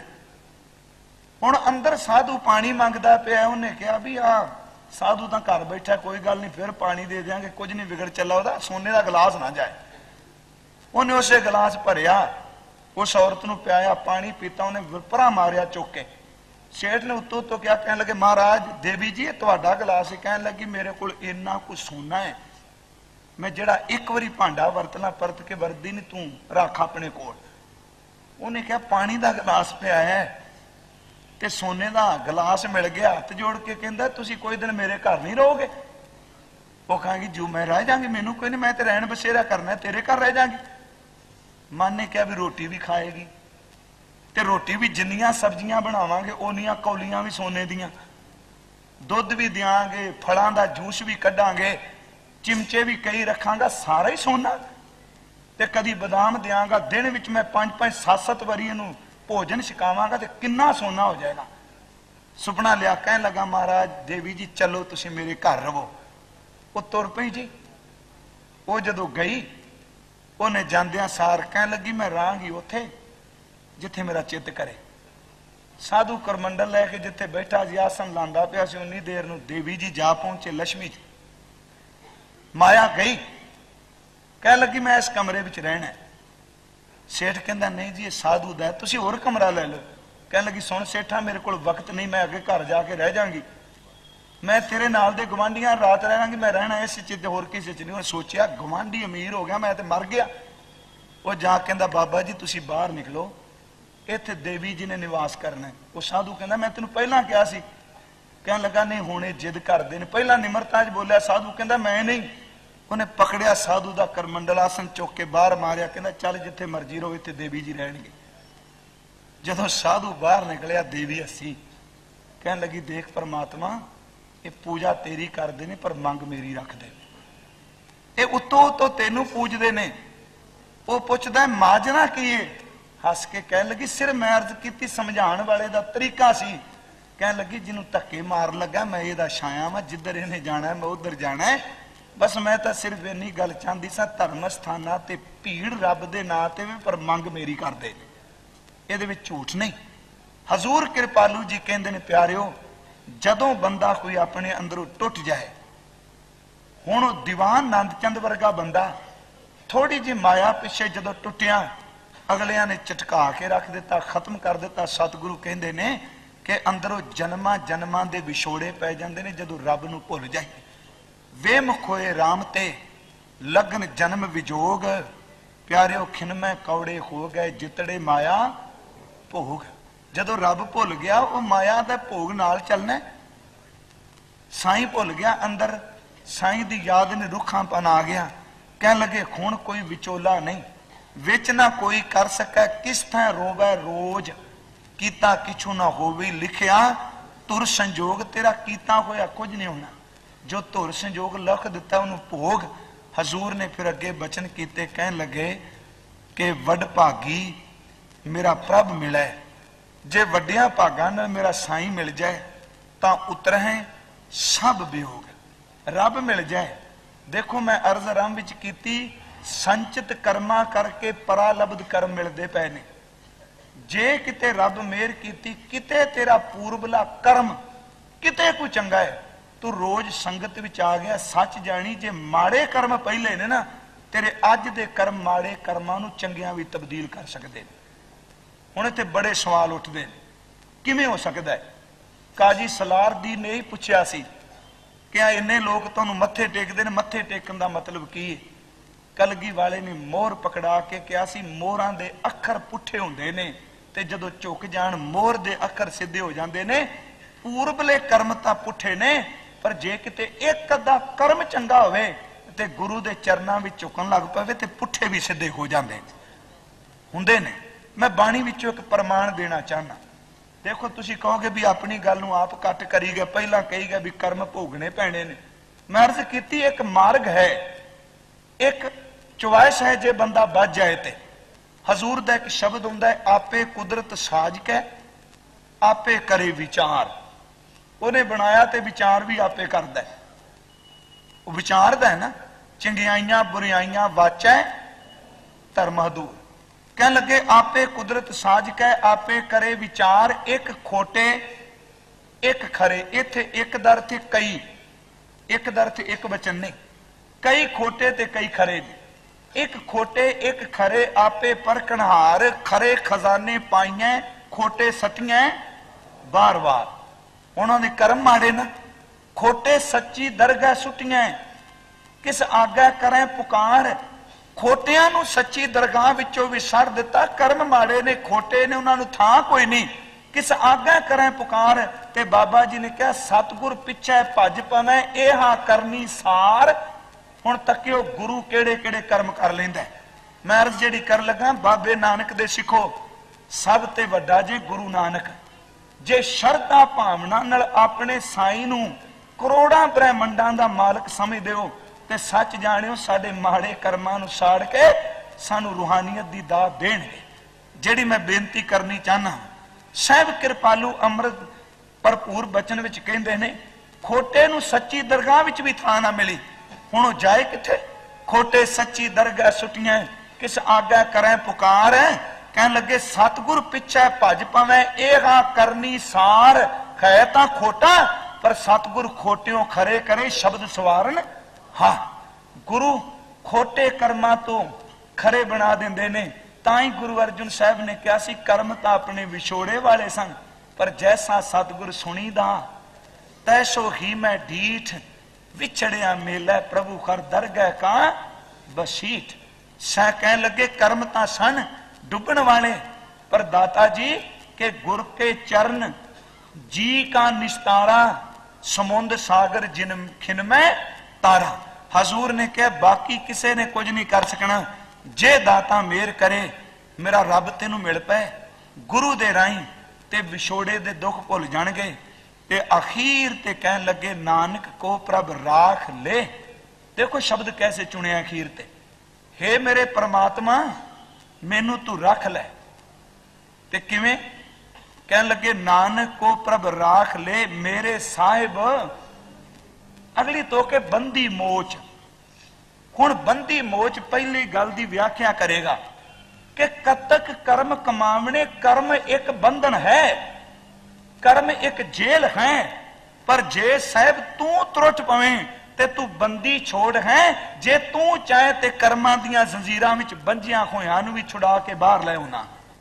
बंदी मोच दा अर्थ है कर्मां दे बंधन तोड़न वाला, कर्मां दे बंधन खत्म करन वाला। तां ही जिन्हां दे कर्मां दे बंधन टुट गए उन्हां क्या कहन लगे फूटो आंडा भरम का मन है भयो परगास। काटी बेरी पगै ते गुर कीनी बंद खलास। आमन जान रहो तबत कड़ाहा बुझ गया गुर शीतल नाम दियो। जिन्हां दे बंधन काटे गए सतगुर सिख के बंधन काटे। मेरे साहिब बंदी मोच सतगुर सिख के बंधन काटे। गुर का सिख विकार ते खाटे। ये साहिब बंदी मोच है जिन्हां दे बंधन कटे गए। वो कहंदे ने बल होवा बंधन छुटे सब किछ होत उपाय। हुण तेरी कृपा हो गई तू मेरे बंधन तोड़ दिते। ते भाई गुरदास कहंदे ने सतगुर बंदी छोड़ है जीवन मुक्त करे ओडीना। गुरु बंदी छोड़ है नानक को प्रभ राख ले। मेरे साहिब बंदी मोच। हुण कत्ते दा महीना आ गया। कई सज्जन कत्ते दे महीने नूं माड़ा भी समझदे। कई बार समझ आंदा कत्ते दा जम्मिया है ना, कत्ते दा जन्म जिहड़ा है वह माड़ा समझिया जाता है। साहिब कृपालू जी कहते नहीं, सिख लई कत्ते माड़ा नहीं। सिख लई तां जदों कत्ते दा महीना हुंदा है ना ते इहदा चेहरा चाह नाल खिड़िया रहिंदा है, इहदा भावना नाल खिरदा भिजिया रहिंदा। क्यों? क्योंकि इहदे कन्नां विच थोड़े दिनां तो बाद गलियां विच एक आवाज गूंजदी है, भिन्नी रैनड़ीए लोग सुते ने। तेरी कत्ते दा महीना माड़ा नहीं होवेगा, माड़ा उन्हां लई जिहड़े ग्रह चाल दे फर्क विच नाल समझदे होण। सिख दे कन्नां विच अमृत वेले एक आवाज पैंदी है, वो आवाज पैंदी है सतगुरु नानक प्रगटिया मिट्टी धुंद जग चानन होवा। लोग कहंदे ने माड़ा है। सिख सारा महीना गाई जाते ने कलयुग बाबे तारिया सत नाम पढ़ मंत्र सुनाया। सारा महीना गलियां विच गाई जाते ने कि जार पीर जगत गुर बाबा। साहब कहंदे ने जे तू अपने अंदर दी सोच, अपने अंदर दी चिंता तो मुक्त होना है, बस कत्ते दे महीने विच एक गल चेते रख, कर्म भी सड़ जाणगे, बंधन भी कट्टे जाणगे, विछोड़े दी दूरी भी मुक जाएगी। बस एक काम तू कर ली, वो ये है कि कत्तिक होवे साध संग बिनसै सबे सोच। संगत करया कर, साध संगत रोज कर, ते कत्ते दा महीना तेरियां चिंता झोरे सारे दूर कर देगा। जदों तू संगत भी जुड़ेगा ते यतन करिए कि वैसे तां सिख नूं अपनी जिंदगी विच मैं हर रोज बेनती करना, क्योंकि संगरांद वेले दिन कई सज्जन महीने बाद आउंदे ने। मैं नहीं कहता भी माड़ी गल है, चंगी गल है। कि आपो अपने तरीके ने ना, हर बंदे दा गुरु कोल आउण दा ढंग है। वेखो साडियां वखरे वे कई सज्जन अमृत वेले बाणी पढ़ते ने चले जाते ने, देखो संगत करके गए हो, सुखमनी साहब पढ़िया, नितनिम कीता, प्रकाश कराया, चले गए। दूजे आउंदे ने पहली चौंकी कीर्तन सुनिया, चले गए। तीजे आउंदे ने दूजी चौंकी कीर्तन सुनिया, चले गए। तीजे आउंदे ने कथा सुनी, विचार सुनी, चले गए। चौथे आउंदे ने जिहड़ा अखीर ते शब्द पढ़ना वो सुने, चले गए। पंजवें आउंदे ने कि जदों नानक नाम चढ़दी कला हुई तो नाल ही भाई साहब दे मत्था टेक दिता, वो भी आउंदे ने। छेवें आउंदे ने हुक्मनामे दा जदों अखीरला शब्द होवे, जन नानक सुख पाया, वो अंदर उदों ही इंटर करदे ने। ते उस तो बाद आउंदे ने जिहड़े एक ओंकार शुरू हो जाए, प्रसाद वरतना, चंगे ने, सारी चंगे ने। देखो सारे चंगे ने, मैं ना गुरु दर ते आउंदे गले नेम ने विधा पे, जिस तरीके मर्जी आउंदे ने वो गुरु कोल खिच लैके आउंदे ते ना। फिर कुछ ऐसे ने जिहड़े संगरांद बाद आउंदे, महीना पूरा उन्होंने संगरांद वाले दिन आना है। ते अज सारियां माइयां भी कहंदियां अज ना भैड़ा बोलिया जे, कोई बीबी दसदा ना भी अज महीना चढ़ गया, मारन तक जांदियां ने, क्योंकि असीं ना भाई जी तो सुनना महीने का। भाई जी तो नाम सुन के कोई नहीं पार उतारा होना, जे नाम सुनना तो बाबे नानक दे मुंह सुनो भी रब दा नाम की है। क्या कत्ते का महीना भाई जी, जे मैं 5-10 कह दिया कत्ते चढ़ गया, कत्ते चढ़ गया, अगले पिंडां ते सुनदी कोई नहीं। दूजी गल सच जे, इको दम तुसीं शुरू करो, कत्ते कर्म कमावणे माइयां, सतनाम वैगुरू, कन्नां नूं हथ ला लैके कौली बाहर, अगली सुनदी कोई नहीं भी अगला की खेड वापरी, कत्ते सुनिया। महीने दे ना सुनने नाल पार उतारा नहीं हुंदा। चेते रखियो, महीने राही दिते हुए गुरमत दे उपदेश नूं कमान नाल पार उतारा होना है। गुरु जी ने क्या की है, मैनू कमाना की चाहिए। जे असी संगरांद वाले दिन भी आउने आ, मैं कहना यतन करिए कि इस दिन नूं आपां रोज ही संगरांद बना लीए, भी रोज मैं गुरु कोल आउणा ही आउणा है। ते जे अज गुरु साहब कहंदे ने कत्ते विच संगत करेगा ना, ते तैनूं लिख के देना, तेरियां चिंता खत्म हो जाणगियां। तैनूं लिख दिता, कत्तिक होवे साध संग, बिन सै सबे सोच। ते संगत भावें तू एक घड़ी कर, अद्धी घड़ी कर।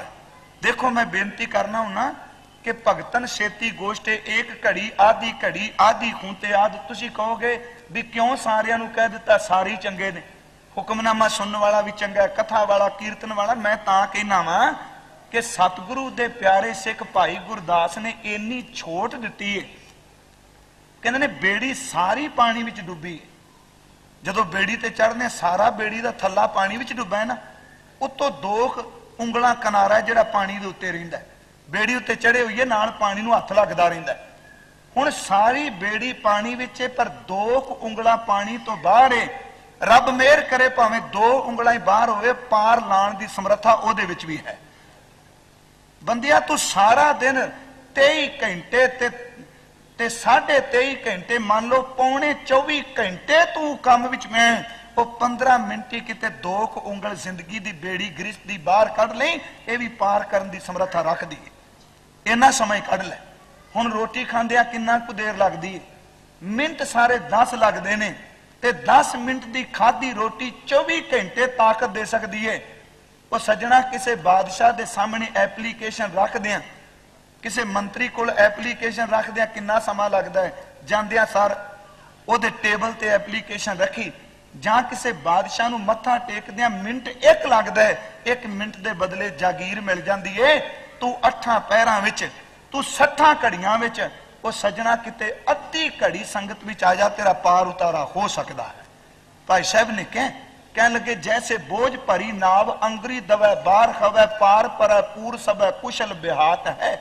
जैसे एकाहारी एक घड़ी, पाकशाला बैठ भोजन कै बिंजनाद, स्वाद कै आघात है। अगला वचन कीता, कह लगे, जैसे राज द्वार जाए करत जुहार जन, एक घड़ी पाछे देश भुगता होवे खात है। 8 ही पैर, कह लगे प्यारे 60 घड़ी में जो एक घड़ी साध समागम करे, 60 घड़ियां विच एक अद्धी घड़ी, कह लगे साध समागम करे, ते हुंदा कि ये निज कर जात है, वो मुक्ति दा पात्र बन जाता है, वो निज घर भी चला जाता है। जे कत्ते दे महीने विच उपदेश कमाना है ते रोज संगत करिए।